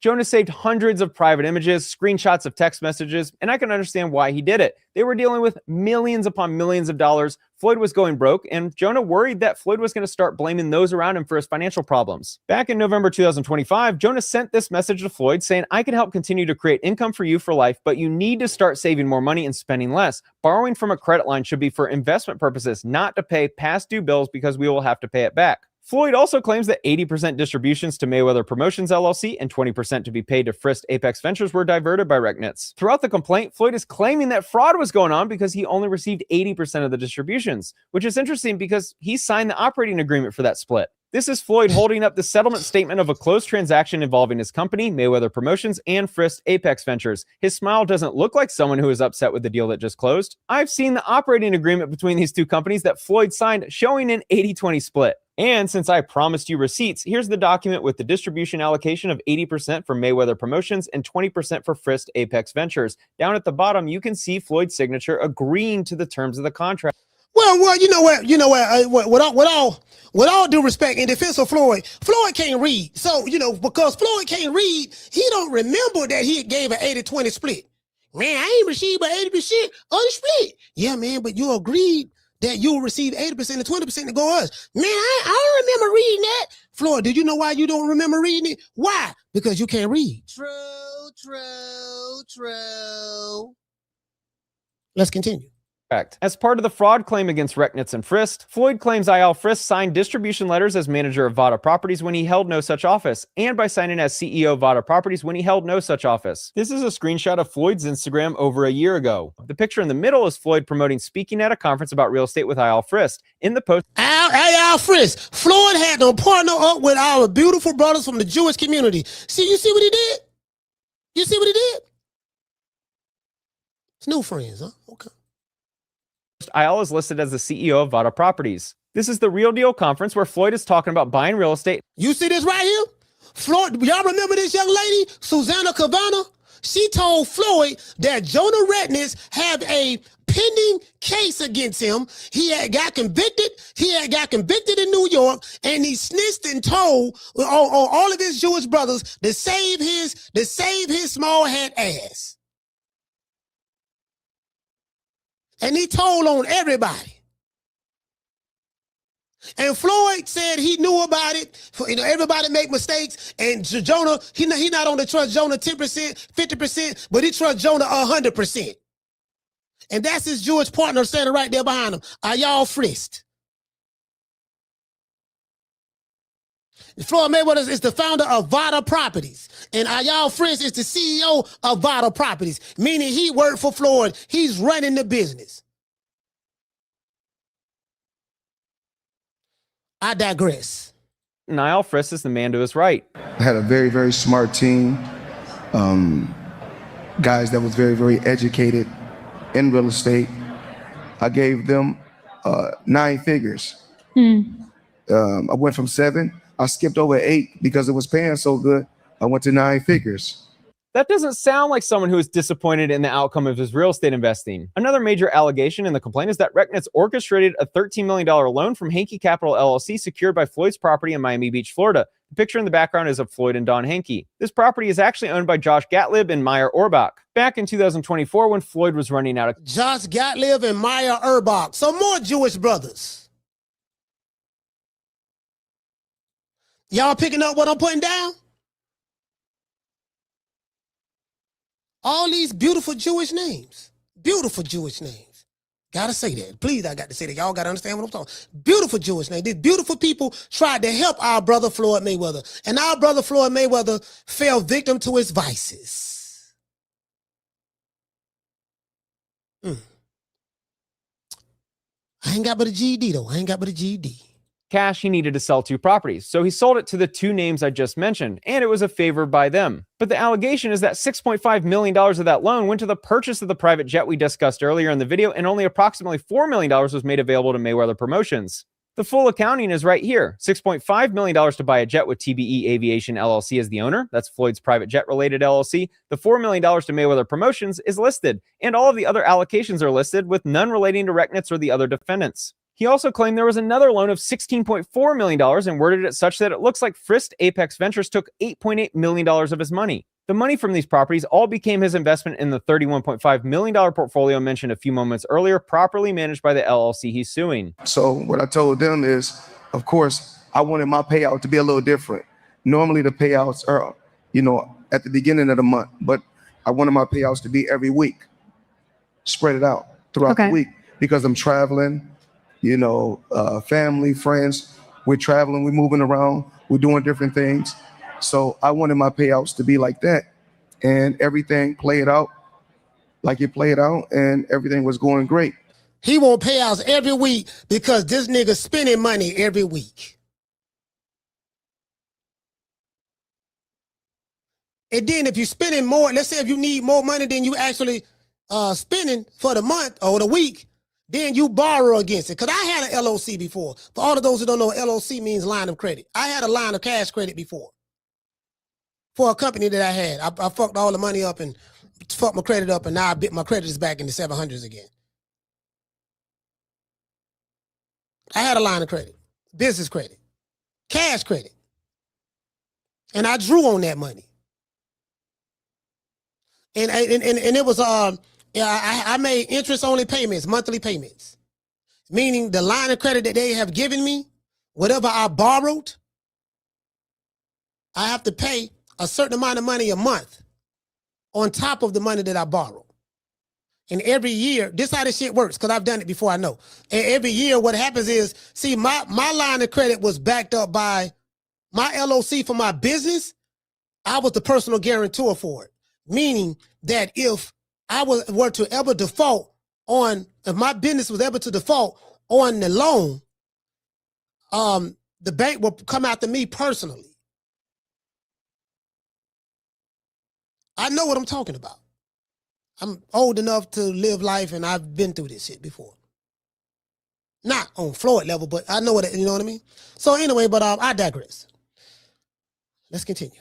This speech stood out to me now that I'm viewing it through the lens of Floyd going broke. Why in the world would you need to change the distribution schedule to be weekly? Didn't Floyd make like $500 million boxing? Why do you now all of a sudden, you're so tight on cash flow that you need your distributions to be paid every single week so you can afford a vacation. Floyd Mayweather fathers baby with dancer, ordered to pay $1 million in back child support. Jonah told me that Frist Apex Ventures assisted with paying his child support, meaning his lawsuit against them is even more perplexing. I found the court documents with his unexpected baby mama. Floyd did not deny being the father and was not happy with the news. It say, soon after finding out I was pregnant, I informed I responded to the respondent of the pregnancy, meaning she's born to her baby daddy. He say, not once did the respondent, not once did Floyd deny that he was the father to our unborn child. While he did not deny being the father, Floyd Mayweather was not happy with the news. He was angry and blamed me for getting pregnant. Immediately after finding out about my pregnancy, the respondent began to harass.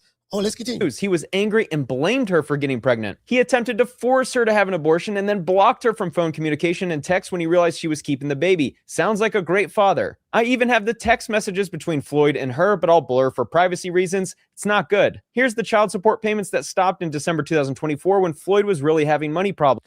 Look at that, $5,000 a month.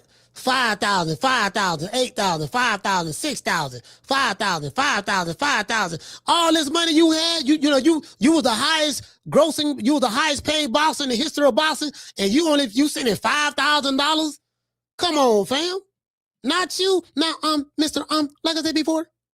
Floyd was ordered to pay $32,850 a month in child support, in addition to $933,050 in back support. This is how you go broke. I also have a letter from the IRS for taxpayer Floyd Mayweather. This is the notice of— Oh, yeah, for all you flowbos. Nigga, why don't you talk? Stop pocket watching. Stop pocket watching. Tell the IRS to stop pocket watching. I want you whole coochie ass, digging the booty ass niggas to take your ass to the IRS website and say, look, I want y'all stop pocket watching the nigga money. Stop pocket watching. Tell that white dude that.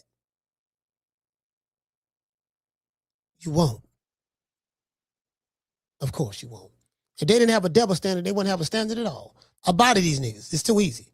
My GED education is far superior than a Flomo, 7 days a week, twice on Sunday. Levy from the IRS for his unpaid $3.35 million in taxes from 2008. $133,050 in back support. This is how you go broke. I also have a letter from the IRS for taxpayer Floyd Mayweather. This is the notice of levy from the IRS for his unpaid $3.35 million in taxes from 2018. This was sent to Wells Fargo to seize— I'll be taking calls after this— any money in Floyd's Wells Fargo account. And they did the same for his JP Morgan Chase account. Here's an official IRS tax lien document sent to Floyd Mayweather on his property for the amount owed of around $7.28 million for the years 2018 and 2023. Some might say he's not going broke. He just wants to push off paying back the IRS. But I think— that's what the slow-mos— I ain't gonna call y'all flow-mos no more. I'm gonna call y'all slow-mos because y'all special.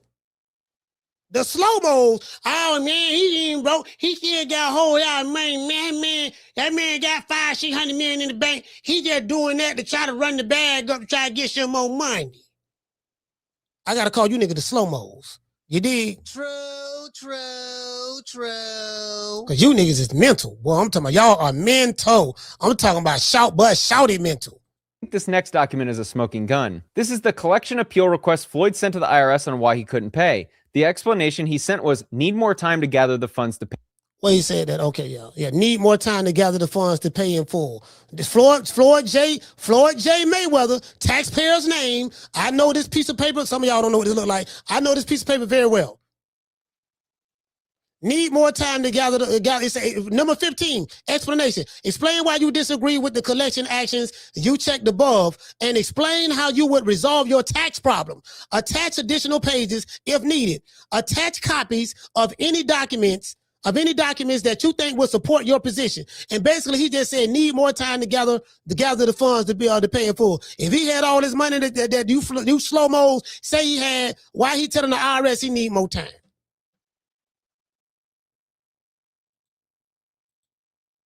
Crickets.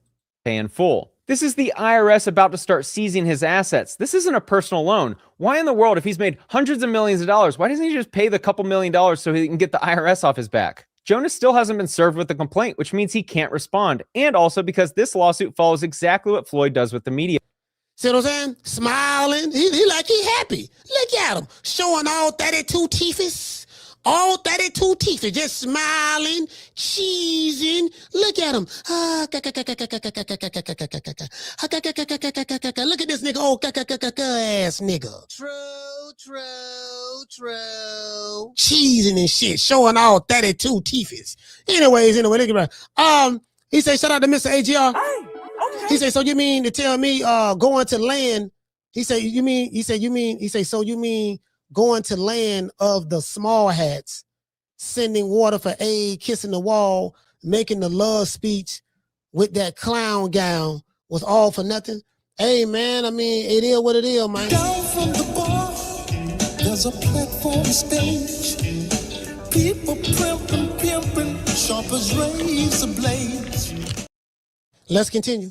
Yeah, Floyd has been claiming that he is unaware of a lot of the documents and that he didn't sign for deals. Jonah provided evidence to me of images he took of Floyd having a notary visit his house to sign. I'm blurring a lot of this to protect Floyd's privacy, but those are his fingerprints. Jonah provided a quote. I do not want to litigate this issue through the media, nor do I want to embarrass Floyd publicly, so I will say this. It's sad that Floyd blew through his money. I wrote him many letters concerning his spending habits, which are documented. I had many conversations with him about slowing down with the spending, but unfortunately it caught up to him and now he's looking to blame others. One of these letters to the TMT team was shared with me. This letter is 5 pages long and describes all of the issues that Jonah was having managing Floyd. Jonah even includes a paragraph about no longer wanting to work with Floyd because of the spending problems and how much of a risk it became to be around Floyd. First, he blamed Al Heyman, and now he's blaming me. He sued Showtime for $340 million, sued Business Insider for $100 million, and now sued me for $175 million. He is unhinged. I hope he can get back on his feet and control his spending. Floyd can continue to lie that he didn't know about the airplane purchase or the jewelry pawns. The facts speak for themselves. There's a lot more, and I have all of the backup, which we tried to show Floyd's attorney before they filed suit, but he refused to review any evidence that would contradict his frivolous lawsuit. Bottom line, I saw the writing. Do anybody know what frivolous mean for all of the slow-mos? Frivolous mean bullshit. It's frivolous. Back in the day when I was young, we used to say when somebody was frivolous, we say, man, he with the friv. We just say that. Oh, man, that man with the friv, man. He with the friv. Short for frivolous. Bullshit. You's an old frivolous ass nigga. So you can say that to a nigga on the street who don't know what that word means. You know, you can literally down him from an intellectual standpoint without him even realizing you're doing it, because he probably can't read any goddamn ways. Man, you frivolous than a bitch. You's an old frivolous ass nigga. Fake. Bullshit ass nigga. You see what I'm saying? Let's continue, because I want to drop these phone lines. The weed is kicking in. The weed is pretty good. I got some good weed. On the wall. And because I knew Mayweather may eventually turn on me, I kept meticulous records of all of the transactions. Something I very much learned over the past few years analyzing litigation and media scandals is that a lot of wealthy people know how to use media and litigation as strategy. I'll show you how media actually works. Let me use this as an example. Back in September 2025, this article titled Floyd Mayweather Sues Vegas Car Dealer Over Sale. You lied to me was released on TMZ Sports. The article is full of quotes about the dealer engaging in shady business practices and overcharging Floyd and possibly defrauding him. Floyd wasn't the victim. He wanted to use the media to pressure the dealer so the dealer wouldn't come after him for the money Floyd owed the dealer. But the other news organizations need stories, so they spread the headlines that Floyd is suing a car dealer for a fraudulent purchase. Sports Illustrated picks up the story. Then Fox News picks up the story. The following day, the Vegas car dealer filed a complaint against Floyd. Floyd purchased 4 vehicles totaling $2.25 million from the dealer. Floyd wrote 2 checks for the purchase of the vehicles. The problem is that the checks bounced. They didn't go through, and Floyd still had possession of the vehicles. Even worse is that Floyd drove one of the cars from Vegas to LA and added 1,500 miles to the car. They ultimately had to reach a settlement agreement where Floyd still owed $1.2 million to the dealer. I think that story is relevant because it's another sign of Floyd's money problems, but I also... No, wait a minute. You mean all of those cars he got, Floyd checks bouncing? Like I said before, Leonard. Oh, Leonard, I need you. Leonard, Floyd. Leonard, I need you. I'm broke, Leonard, I ain't got no money. Oh, Floyd, what you did with your money? Oh, Leonard, you know what they did? Like I said before, it's Jay Prince, he remember he robbed me years ago? Oh, Floyd, he didn't rob you, Floyd. That was years ago, Floyd. You made a whole lot more money since then. Wait, Leonard, please help me. Floyd, I don't know what to do. You fired me, Floyd. You fired me for that young fella from the UK who was on his knees. I'm through with you, Floyd. I found someone else to massage in between rounds. True. Nigga, please. Oh, but this old goofy ass nigga. Wanted to highlight his media strategy. Floyd has a private relationship with TMZ Sports. If he wants someone to look bad, he'll go to them first so that they can publish a featured article about Floyd being defrauded. Then he'll file a complaint full of lies the following day and paint himself out to be a victim. TMZ Sports was the first to reveal this story. A lot of people mentioned to me that I should make a video about Floyd suing his business manager, but I held off because I wanted to hear Jonah's side first because I know exactly how Floyd uses the media. And after Jonah shared hundreds of private images and screenshots of text messages with me, it's clear that this lawsuit is another example of this strategy. In February, Floyd sued Showtime for $340 million, claiming there's a conspiracy to not pay him what he's owed. He also sued Business Insider for $100 million and then immediately dropped it. I hope you're starting to see the pattern. He goes to the media to play victim, gets all the other news organizations to distribute the story because he's a very big name, and then he hopes that he can settle with the other side so that he doesn't go bankrupt. Guys like Floyd use the media as a strategy, not as reporting on truth. Logan Paul claims Floyd still owes him money. Miami jeweler sues Floyd Mayweather Jr. for $1.4 million bling tab. The retired boxer asked to pay the $1.675 million owed to the jeweler at a later date. The jeweler also alleges that Mayweather submitted 5 checks that bounced. Floyd Mayweather sued for $330,000 in alleged unpaid rent on luxury Manhattan apartment. Another lawsuit filed against Floyd for the use of an unpaid private jet trip. I've been sued a couple different times and know what it's like to have multiple false allegations written about you in a complaint.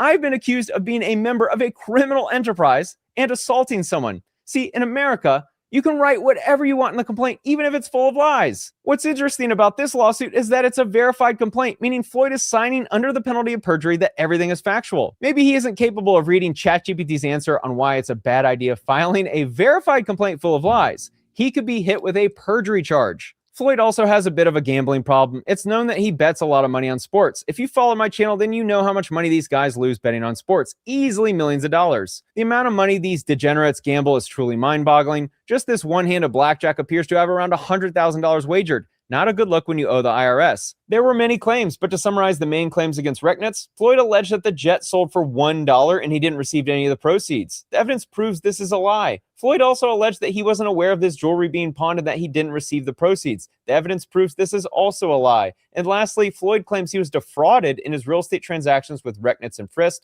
The evidence again proves that this is a lie. Even worse, they're helping him make nearly $4 million in cash flow every year, which is keeping him from filing bankruptcy.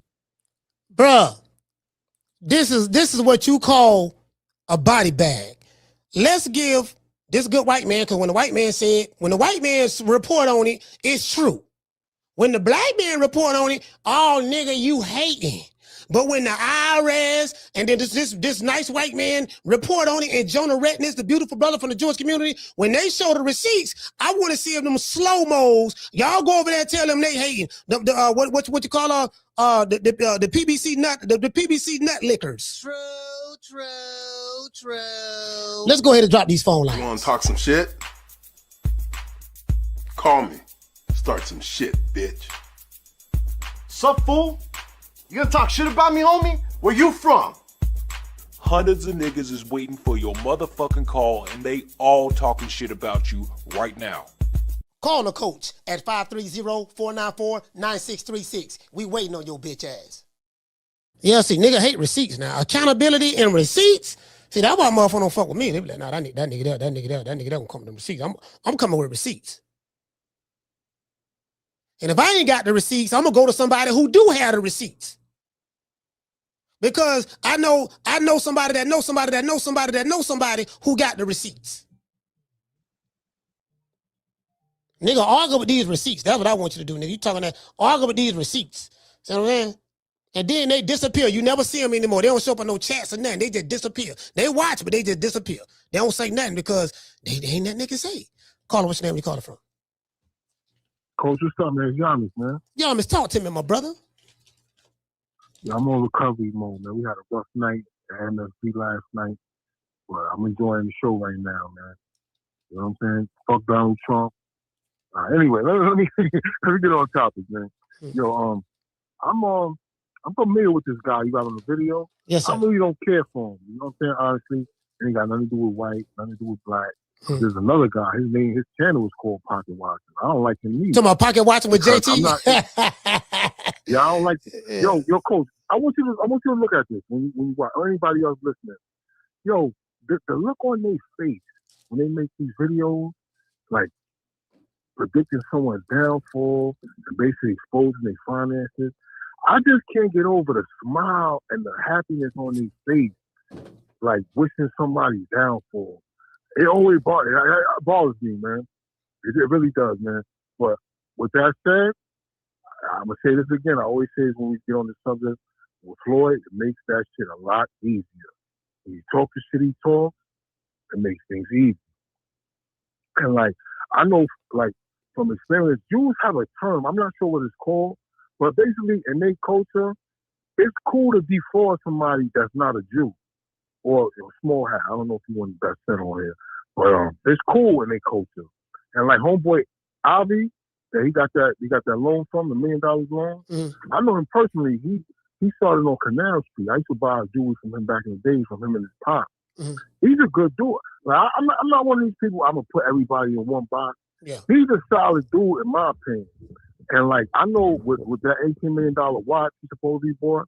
They said it was worth $2-3 million. he bought it for $18 million. Now listen to what I'm saying. In his case, I happen to know that a lot of that be more of an endorsement. In other words, all right, we're gonna say you paid this. I'm gonna give it to you for this. Yeah. I need you on my page with the watch in my store. And he's in the store, you know what I mean? Like basically endorsing his product. So that ain't everything it appears to be.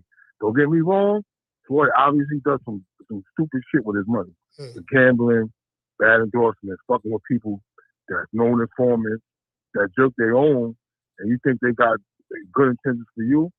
And yo, I don't know if people want to hear this, but the motherfucker was doing good without Heyman. Wasn't none of this going on. And coach, you know what the elephant in the room is? Why the fuck he don't got no lawsuits against Al? Hey, like, man, he can't sue Al because Al ain't did nothing wrong. Showtime, listen, he ain't gonna win that lawsuit with Showtime, though, man. That man blowed his money, man. Man, them people, listen, I have a lot of people that I know. There's a brother down in Miami, I'm just gonna say MC. That's his name. His initial MC. And he been knowing Floyd Mayweather a while. And he the one discovered Tank Davis. He the one introduced Tank. I thought it was AB, but it wasn't. It was MC. MC was the one, but MC ended up going to the feds. He had to go do some time in the feds, 5 years, and in that time frame, of course, that's when everything took off. And they were telling me how Floyd was then. He was like, man, I'm up for just spend money like crazy, dog. Like, it like stunting. He can't help. It's like spending. It's like a disease. He can't help it. Like I gotta buy this. I gotta spend this and that. And that he didn't have a lavish lifestyle. Yo, coach. I don't want to get too deep, but what happened? Like his right hand security guy is one of my partners. Like we go to the gym together. We've been working out for a long time. And, like we talk about, because when I found out who he was working with, I got excited. Like wow, this guy's hanging around. We big boxing people, so we look at these guys like wow. You know what I'm saying? And it's funny. Like I talked to him a few times, and like he don't say this directly. But basically, he sound like he want to say, yo, this nigga's corny, man. Like, he doing a lot of dumb bullshit, tricking. Like, he don't say that directly, but basically, he put it in words like, yo, hanging out with these dudes, you basically living somebody else's life. They want to go do this, you got to go do it. Like, it ain't as fun and exciting as I thought it would be. And the way he talks about the little bullshit he does with the girls, and it's almost like you would think he was a 15-year-old kid that got his hands on a whole bunch of money and don't know what to do with himself, man. Yeah, and like again, I'm the first person to say I don't support like wishing on nobody's downfall. But yo, when you carry yourself the way he does and you talk the shit that he talks, it makes a lot of people's job easier as far as that goes, man. And I'm gonna end with this, man. Like, at the end of the day, man. Again, I hope that he can get himself together, man. But like, you can't fight when you're 60 years old, man.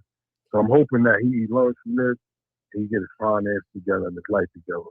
Yo, peace and love, coach. Thanks for letting me take my call, man. Thank you. All right, Flip, man. Shout out to Yamas, man. Brooklyn stand up. Yeah, see, so for me, it's not that they wishing for his downfall. No, listen.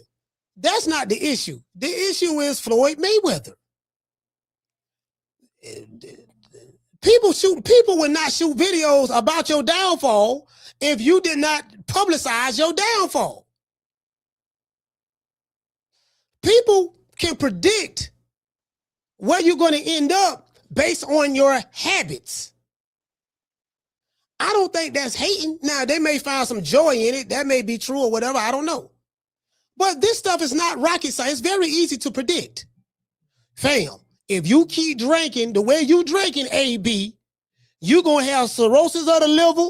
You're going to get alcohol poisoning. Like this going to fuck your health up in the next, few years or whatever. Carla, hold on. Oh, nigga, you hating. Talking about AB liver going to get messed up. Duh, the man drinking gin and liquor and stuff every day. All throughout the day, he can't go an hour without drinking out of a bottle. That ain't healthy for you. Oh, nigga, you hating. You just don't want to see a nigga ball. I say, oh, these dudes are slow. I forgot they're remedial. They on Ritalin. I'm dealing with Ritalin babies on the internet. I can't talk to you about nothing. I'm an intelligent individual. You are the opposite of intelligence. You are unintelligent. What the fuck can me and you talk about? No. Carla, what's your name you calling from? Coach, now what's going on? This Corey, bro. How you doing? Corey, talk to me. Man, bro. I ain't never seen no shit like this before, fam. Like, y'all, it's sad, bro. You mean to tell me this man on spot? Damn near everything he netted, bro. Everything he brought in, damn near gone. But it's wild, dog. And then it's like, bro, they, I was listening to Yamas, right? I agree with a lot of things he's saying, right? But the downfall part, bro, it's Floyd's doing. Like, I don't look. Jonah trying to warn him about the spending. He warning him, telling him, hey, bro, you gotta slow down, dude. Like, the dude is addicted to like lifestyle, bro. It's damn. I don't know, bro. Damn, dog. Like, bro, like, to see a nigga fall from grace like that, bro. Wow. Yeah, man. Shit sad, bro. But all right, coach, I'm going, brother. Salute, fam. Yeah, I just, yeah, my thing is, damn, fam, damn, homie. In high school, you was the man, homie. What the fuck happened to you? I remember how Floyd used to shit on black people. Let's talk about that. Yeah, I'm not, black Americans in particular. Yeah, I'm not. I remember. This around 2007, 2008, 2009-ish. Well, not 2007, 2009, 2010, 2011. Around that time. I remember. Oh, he was acting a natural ass, a donkey. Hee haw, flaunting his wealth, throwing $100 bills at the camera. Oh, I know it's a recession. Everybody says it's a recession. It's not a recession for me. I have a tsunami full of money, and I got this, I got that. Showing all his bills, showing table full of money.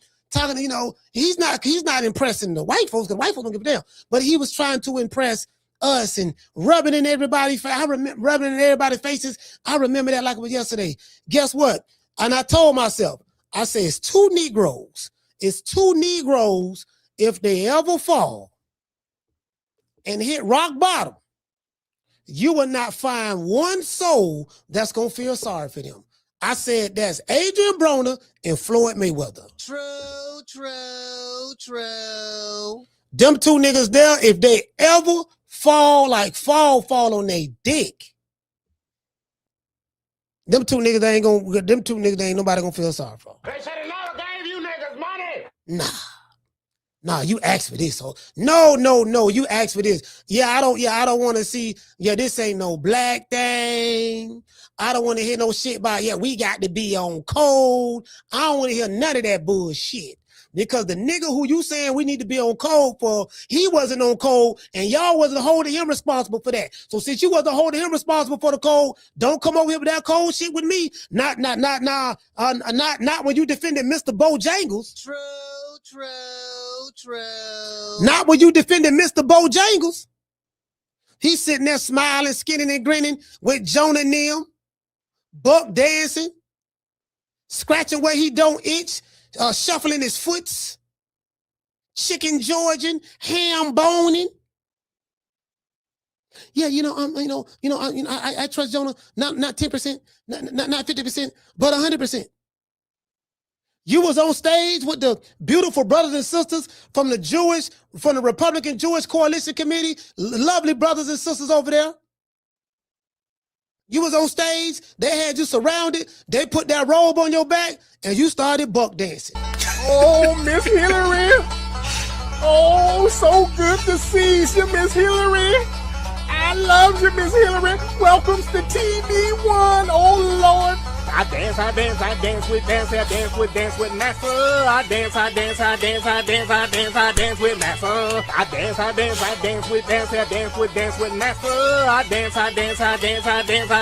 dance with Master. Yeah, nigga, all that cooning. You get what I'm saying? Chicken Georgian, buck dancing, ham boning, knee slapping, bragging. To motherfucker look like me, what you got? But you blowing all your money. Instead of you taking accountability for your actions, you did the typical nigga shit. I'ma deflect and blame somebody else. Instead of you being a man and say, you know what, dog? I fucked up. Shout out to Miss Dee Dee. Shout out to the Carter Dinner. Shout out to Jamie. Shout out to CJ from the 504. Shout out to Daniel. Shout out to Chris. Shout out to Mr. Tomato Can. Instead of saying, you know what, I fucked up. Shout out to Dr. Boxing. I fucked up, dog. You know, I blowed all my money. I did A, B, C, and D. You could have made money just going around. He can still do it. You can make money just going on tour, giving speaking engagements to athletes who come into the NFL or NBA or boxing or whatever every year, and there are a few that make millions of dollars. You can be a mentor to them. Don't make the mistakes that I made. Because people want to know, man, how you lost all your money? Because you can use that as a teaching point. But your level of narcissism and your arrogance won't allow you to do that. It happened to the best of them. You ain't the only nigga that made a lot of money and went broke and had IRS placing liens on their properties and suing them and stuff like that. But check the wide history. Sugar Ray Robinson, Joe Louis, Michael Jackson, Sammy Davis Jr., Red Fox. Happened to the best of them, baby. Mike Tyson, MC Hammer. You ain't the first and you won't be the last. And there's a list of others. I don't even want to count the white ones because I haven't even kept up with the white ones. One thing I know about the IRS, they don't discriminate. The IRS don't have a code for black people, a code for Spanish people, and a code for white people and Asian people. The IRS that ain't how the IRS work. IRS don't care nothing about racism. Oh, look what they doing to us. They don't care nothing about none of that. When them crackers of the IRS come, they coming for one reason only. They want their money.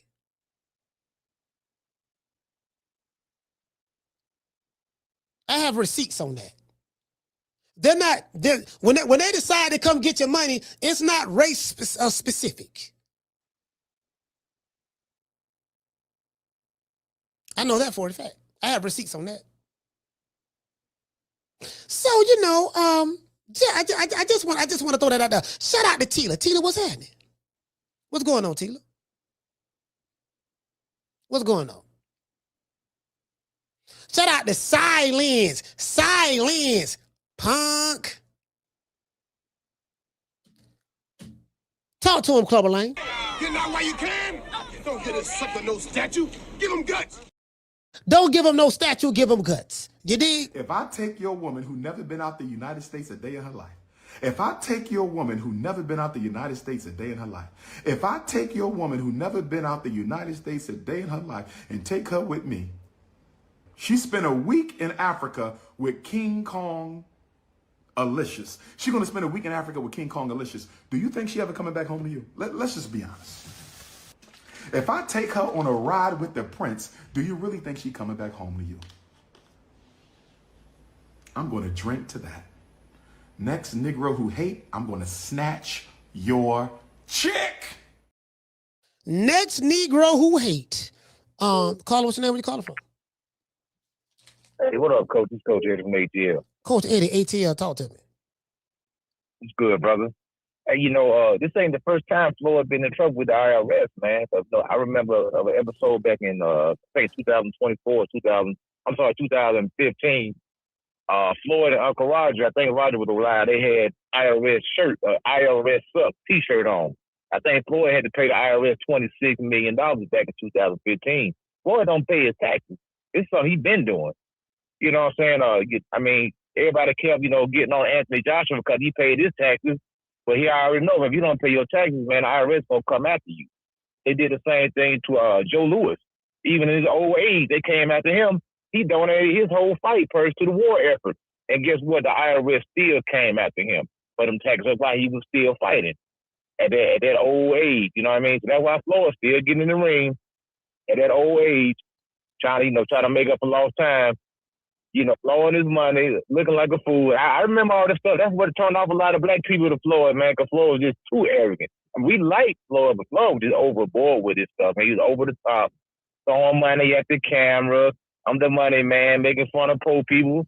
Same thing Charlie was trying to do to my people, broke, calling the fans broke, and all this stuff. The last thing you want to do, man. But Floyd went out of his way to belittle people, and just make fun of people and make mockery of people. Now he's humiliating himself. In the old age, it's a shame, but it's on him. Yeah, man, it is what it is, man. Shout out to Coach Eddie, man. ATL, thank you, brother, for calling the show.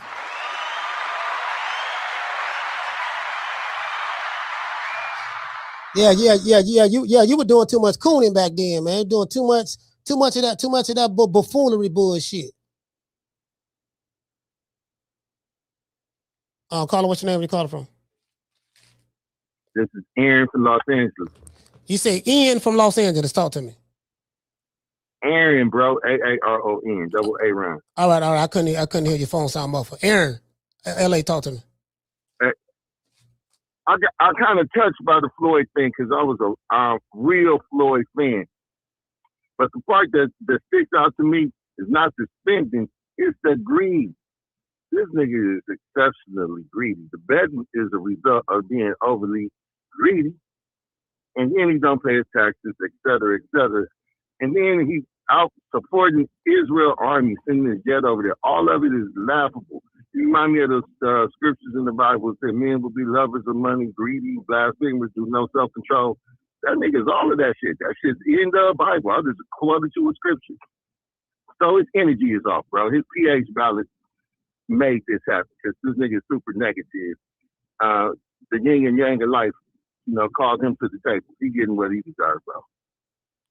Yeah, pretty much. I mean, my thing is I'm big on accountability, and a lot of times in life, you got to be held responsible for your own actions, and Floyd is the reason why he's in the situation that he's in. He really can't blame anyone else, and until he decides to take accountability, he will never get the help that he truly needs. See, you can never help someone who's not willing to be hold themselves accountable because they don't see a problem. So go ahead. Exactly. I used to watch him when he had the 24/7 when this nigga used to disrespect his daddy like it ain't shit. Yeah. I was like, dang, bro, this nigga on TV fucking over his daddy. I don't know if you remember how they used to have beef arguments. Cussed his daddy out, talked bad about him, told him he ain't shit. You ain't never been no champion. Roger and Jeff, Roger and Jeff, the only Mayweathers that ever been champions. You ain't never been shit. Yeah, he said all that. I remember all that. Trust me, I know. And it's publicized, and people was laughing at it and making fun of. That was when 24/7 was cracking. I used to come home to watch it, to see that shit. And then you see the outcome, bro. He's super negative, and God don't like ugly. This nigga been ugly for a long time, and I'm trying to be a pretty person. You know, I'm trying to get away from that. So when I look at this, I laugh at it because he really earned this, bro. This is what comes with it. All right, salute, fam. Salute, fam. Shout out to Aaron, man, LA. Salute, brother. Thank you for calling.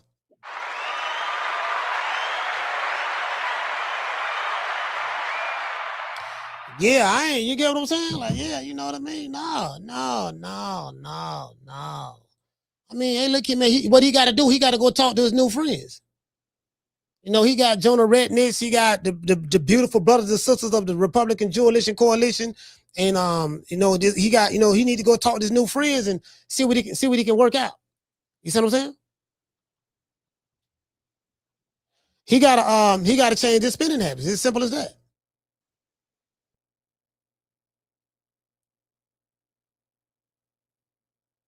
Let me see. Okay.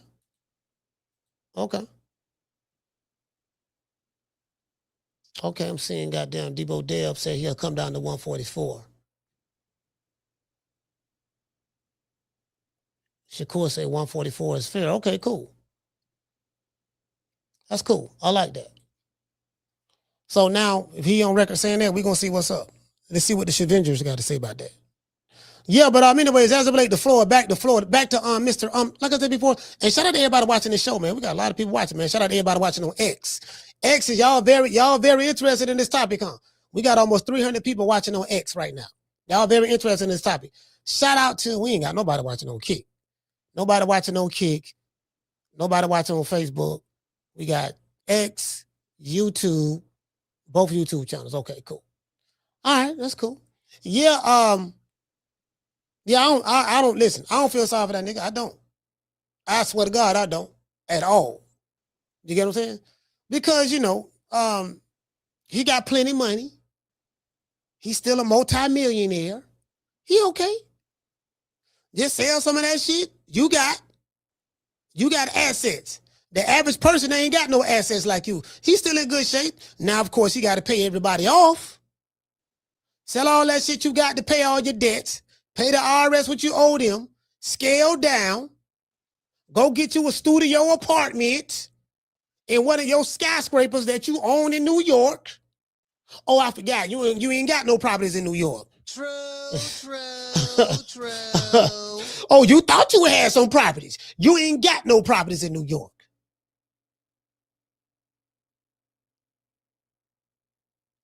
You know, just pawn some more shit. You got a couple exotic chicks laying around. See, can you pawn some of them exotic girls? You got all them luxury cars that you got, and you got a personal parking garage where you keep all of your luxury cars. Sell that shit.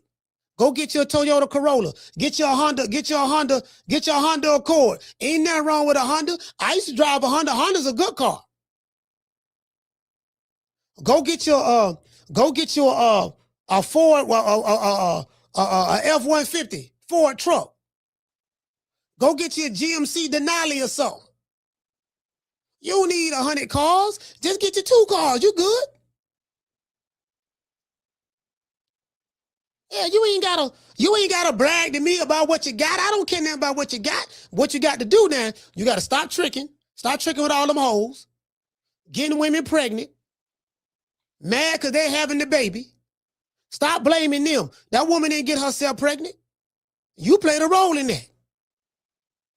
It seemed to me Floyd have a problem with accountability. Most narcissists do.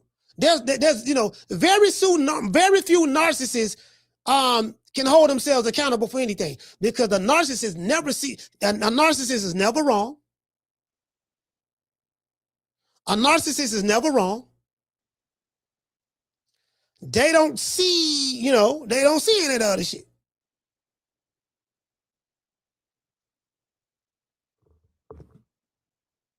Yeah, you did, you know what I'm talking about? So yeah, just shit, my nigga, ain't nothing wrong with that shit, nigga. Hey, what's going on with hey, Jamie, shit, what's wrong? Ain't nothing wrong with the goddamn, I had a Toyota Corolla too. Sure enough, did I listen? I had a Toyota Corolla.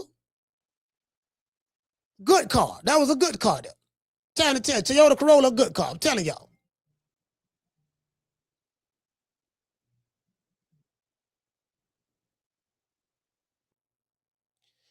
Caller, what's your name? You calling from? What's up, man? It's Darnell from St. Louis. How you doing, bro? Darnell from St. Louis, talk to me. What's up? Yeah, I was listening earlier, and you was like, it's two people you won't feel sorry for, Floyd and AB. Yep. And I can understand that because they basically did the same thing. But for some reason, when I look at AB, there's something about him that still make you want to root for him, even though he's falling off. Something about his personality, people still fuck with him. Like when he's around people in the city, he still got some natural talent draw people to him. With Floyd, it seems like it's all about the money. Like, if you look at 24/7 and you see people laughing at his jokes and all that, it seems like it was just, he was paying them people to be around him. Like, then nobody really, I ain't gonna say nobody fuck with him, but from, you know, my point of view, with what you be watching, it seems like people just fuck with Floyd because of the money. AB, people still fuck with him, even though he fuck up. You could still tell that people still generally like AB, you know, when he on the stream and all that. You know, I was just pointing that out. That's the difference for as I can see between AB and Floyd, though. Yeah, Floyd. AB did the same thing Floyd did though. AB blamed. He said I went broke because I was helping all my family and friends out. Like AB still have not taken accountability for anything. And AB is, people like AB for the gang goofy shit. That ain't genuine love. They like AB because he acts a donkey at the drop of a dime. You know, he's going to do some dumb shit, foolish shit, some sketch and fetch type shit, kissing niggas in the mouth, shaking his ass, looking at a dude ass on the stream and talking about what he'll do to him and all that stuff there. No, that ain't like AB. No, I don't know. Again, you can root for him. I can root for you and not feel sorry for you if this shit don't work out. Like, I don't feel sorry for that nigga. Yeah. I don't at all. No, not them two. I ain't feeling sorry. Yeah, I ain't feeling sorry for him. And one more last thing about that stream. I wish you want to stream, but there's one good thing he do on that stream. When he boxing or he training somebody or throwing like Dean the Greats and punch. When he do that, he looks serious. Because I was seeing him train him, and you know, Dean tried to say some goofy stuff, and they be like, "Nah, come on, man, let's go." Yeah. And that little moment, whenever he's training, that's what he need to stick to. I agree. If he can get off the alcohol, I agree. He can train somebody. He know enough. He know enough about the sport to get somebody. So if he, you ain't got to get back in the ring because I don't want you to embarrass yourself, you know, unless you, all that alcohol and all that, you will look good for a couple of rounds with alcohol catch up to you. Yeah, alcoholic. Salute, fam. Yeah. All right, shout out to Darnell, man. St. Louis, man. Oh, all right, my bad. Go ahead. All right, right on. No, go ahead. Finish up, brother. No, I ain't have much to say, man. I don't want to play that music on me, so I'm going and roll up. Don't play the Jeopardy on me. Hey, shout out to St. Louis, man. Salute, fam. Darnell in the building. Yeah, go ahead, but I mean to cut you off. Yeah, I just, it's very difficult for me to feel sorry for these mofos. Anyway, we got a cash out. That's what I'm talking about. Now this what I like. I like the cha-ching. Shout out to Jamie. Jamie said, I hope I'm off the hook. Yeah, Jamie, you off the hook. Now, hold on, Jamie. Let me write your name down. Let's see. Hold on. We got a list now. I'm keeping count. Shout out to Brandy. Brandy, you delinquent. Yarmis, you delinquent. Let's see. Who pays? Let's see. Green Eyes P, she paid her tithes. Mr. AGR, he paid his tithes. Okay, Jamie from New York, he paid his tithes. Okay, who this is? We got somebody else. Let me see who this is right here. Oh, shout out to Corey, man. Shout out to Corey from Miami. Dropping that bam dub on your boy. And Jamie dropped the quarter of a bam dub on your boy. Cash out. Yeah. Hey, okay. You get what I'm saying? Shout out to y'all, man. Now y'all know what time it TI is, right? You know what you know. You know we gotta hit you with the huggy. Down from the bar, there's a platform stage. People pimping, sharp as razor blades. Yeah, the two things can be true at the same time. I can root for you and not feel sorry for you at the same time. Dog, you had it, dog. You had it, my nigga. You had more money. Nigga, you had generational wealth. God bless you that have a gift that he did not give most people. And that gift allowed you that make generational wealth, and you fucked it over. How the hell am I gonna feel sorry for you? Nigga, you had it. You had an opportunity that most human beings on the planet Earth, regardless of race, color, creed, or ethnicity, never would get an opportunity to get. You had it and you shitted on it.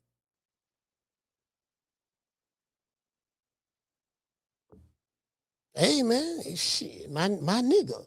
It is what it is. You did? I'm gonna say a prayer for you. That's about as good as I can go. And I want you to hold on to God's unchanging hand, because he helped Joshua fight the battle of Jericho. Yes. He helped Daniel get out the lion's den. He helped Gilligan get off the island. Lord.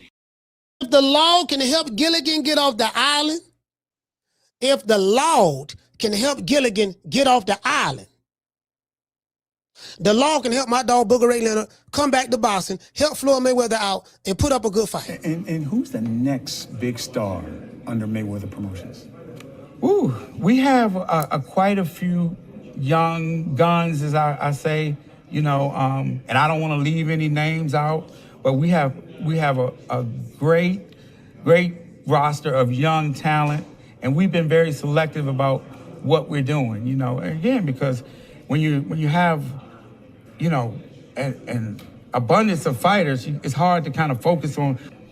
When a big fight is to be made, it has to make sense for both sides. No promoter or company is going to put their guy in an event with everything to lose and nothing to gain, especially when we talking about this. You know what I'm saying? Interesting.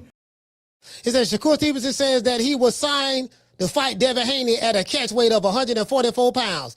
So Devin say, if I come to 144, we have a fight. Shakur said yes. Okay, cool. That's cool. So they got a fight then. Hopefully, I believe it. I don't believe shit Shakur be saying. So a lot of these niggas be lying. So I believe when the white man said. I need the white man to see it. Cause don't nobody believe Bill Haney, and I don't believe Shakur Stevenson. So I'm waiting on the white man. I believe the white man. So Mike Coppinger, Sean Seitel,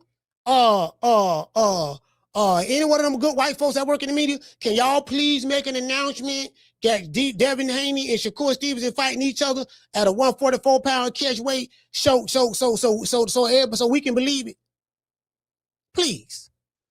True. Bill Haney interview dropping.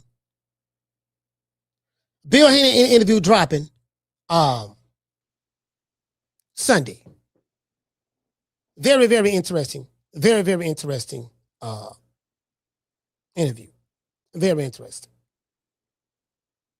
It's probably one of my best interviews I've done. It's gonna be up there. It's gonna be up there. I asked all the questions. You get what I'm saying? So it is what it is. Shout out to Silence, punk. I want you to call me. You know what I mean? But nigga, what? Nigga, I'm talking face on the bro short. Boy. Lights out, hear me? Clap on. Okay. Huh? You got me fucked up, cuz. Nigga talking about some okay.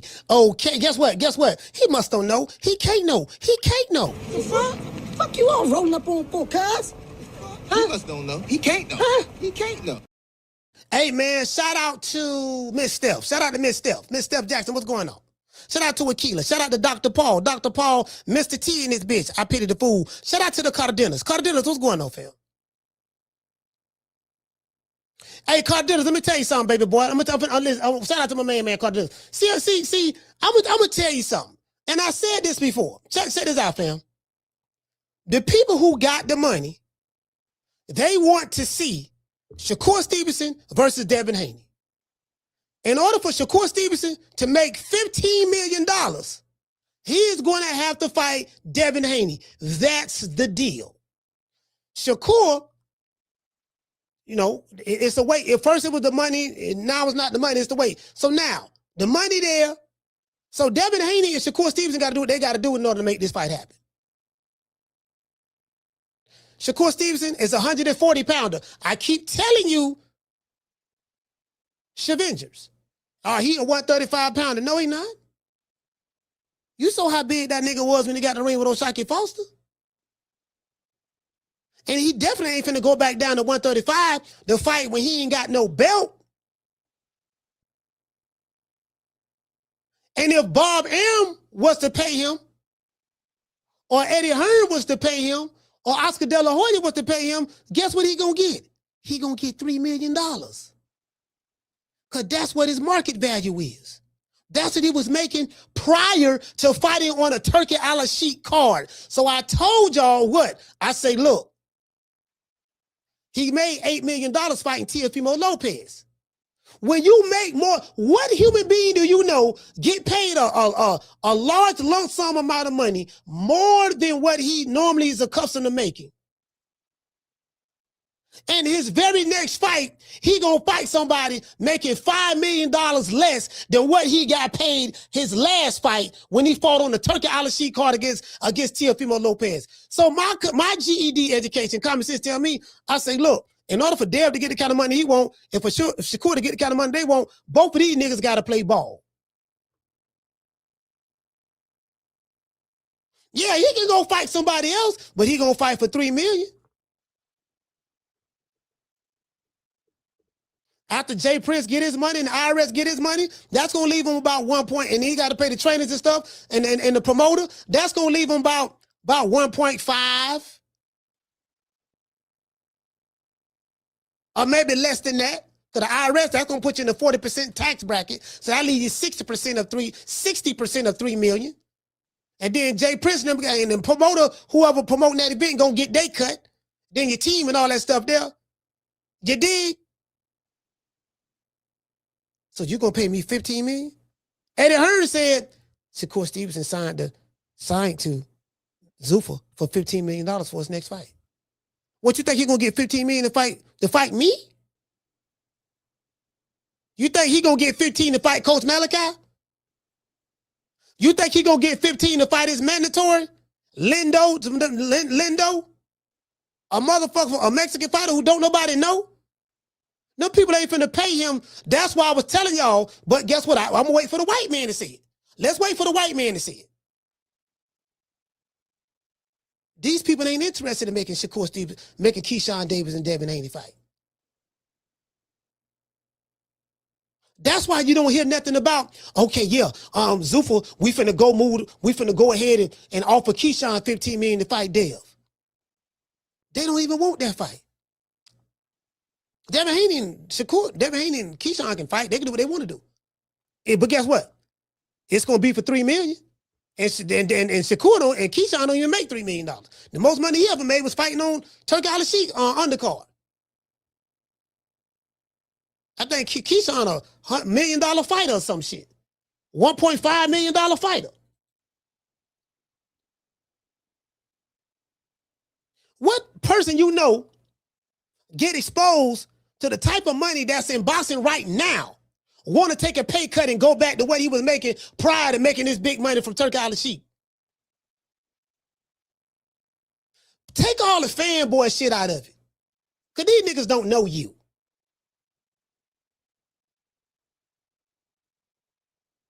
I've been to after parties where these niggas been at. I've been in different social settings, away from boxing, around these fighters. I know what the fuck I'm talking about. I'm on the inside looking out. The fan base is on the outside looking in. So I look, we gonna wait. Let's wait for the white man to announce it. I ain't gonna believe nothing Devin Haney say. I ain't gonna believe nothing Shakur Stevens say. But I will believe the white man. True. I believe the white man. White man don't lie. White man is always truthful. You get what I'm saying? Anyway, let's give everybody a round of applause.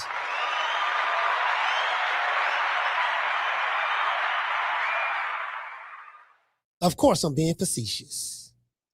Shout out to the Cardenas. Hey, okay. Shout out to Dr. Paul. Hey, okay. Shout out to the lovely Akila. Hey, okay.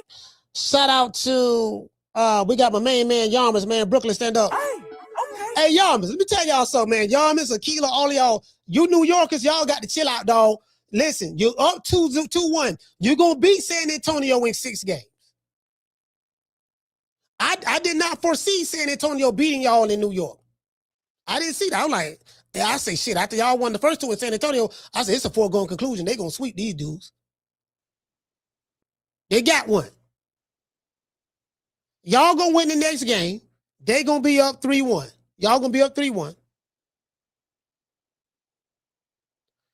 San Antonio, they ain't going. It's an elimination game. Y'all ain't going. I don't expect y'all to close them out in San Antonio. So it's going to be 3-2. They going to go back there. This is my prediction. Again, I ain't got no proof. It's a prediction. Y'all going to close them out in Game 6 in New York.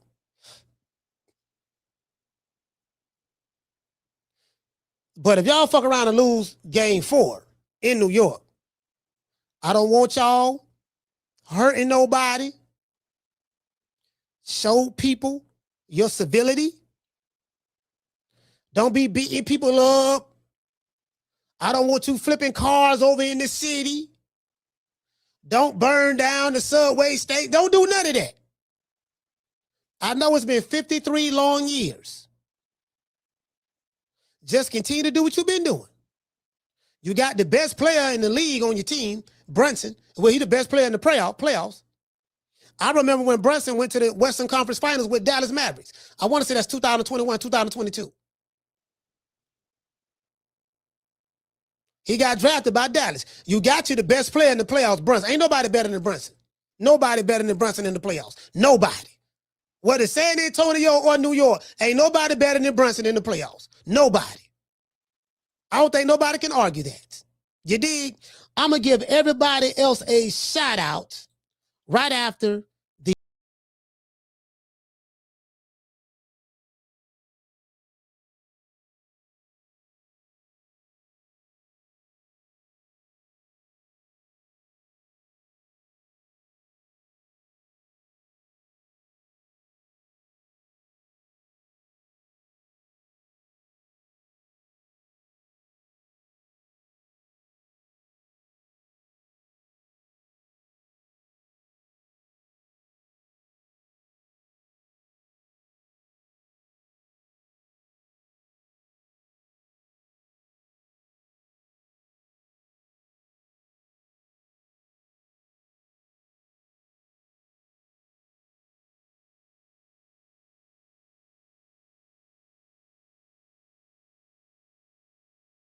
everybody watching on X. We got almost 300 people watching on X, 300. Shout out to everybody watching on X. Shout out to Dr. Boston. Salute to you, fam.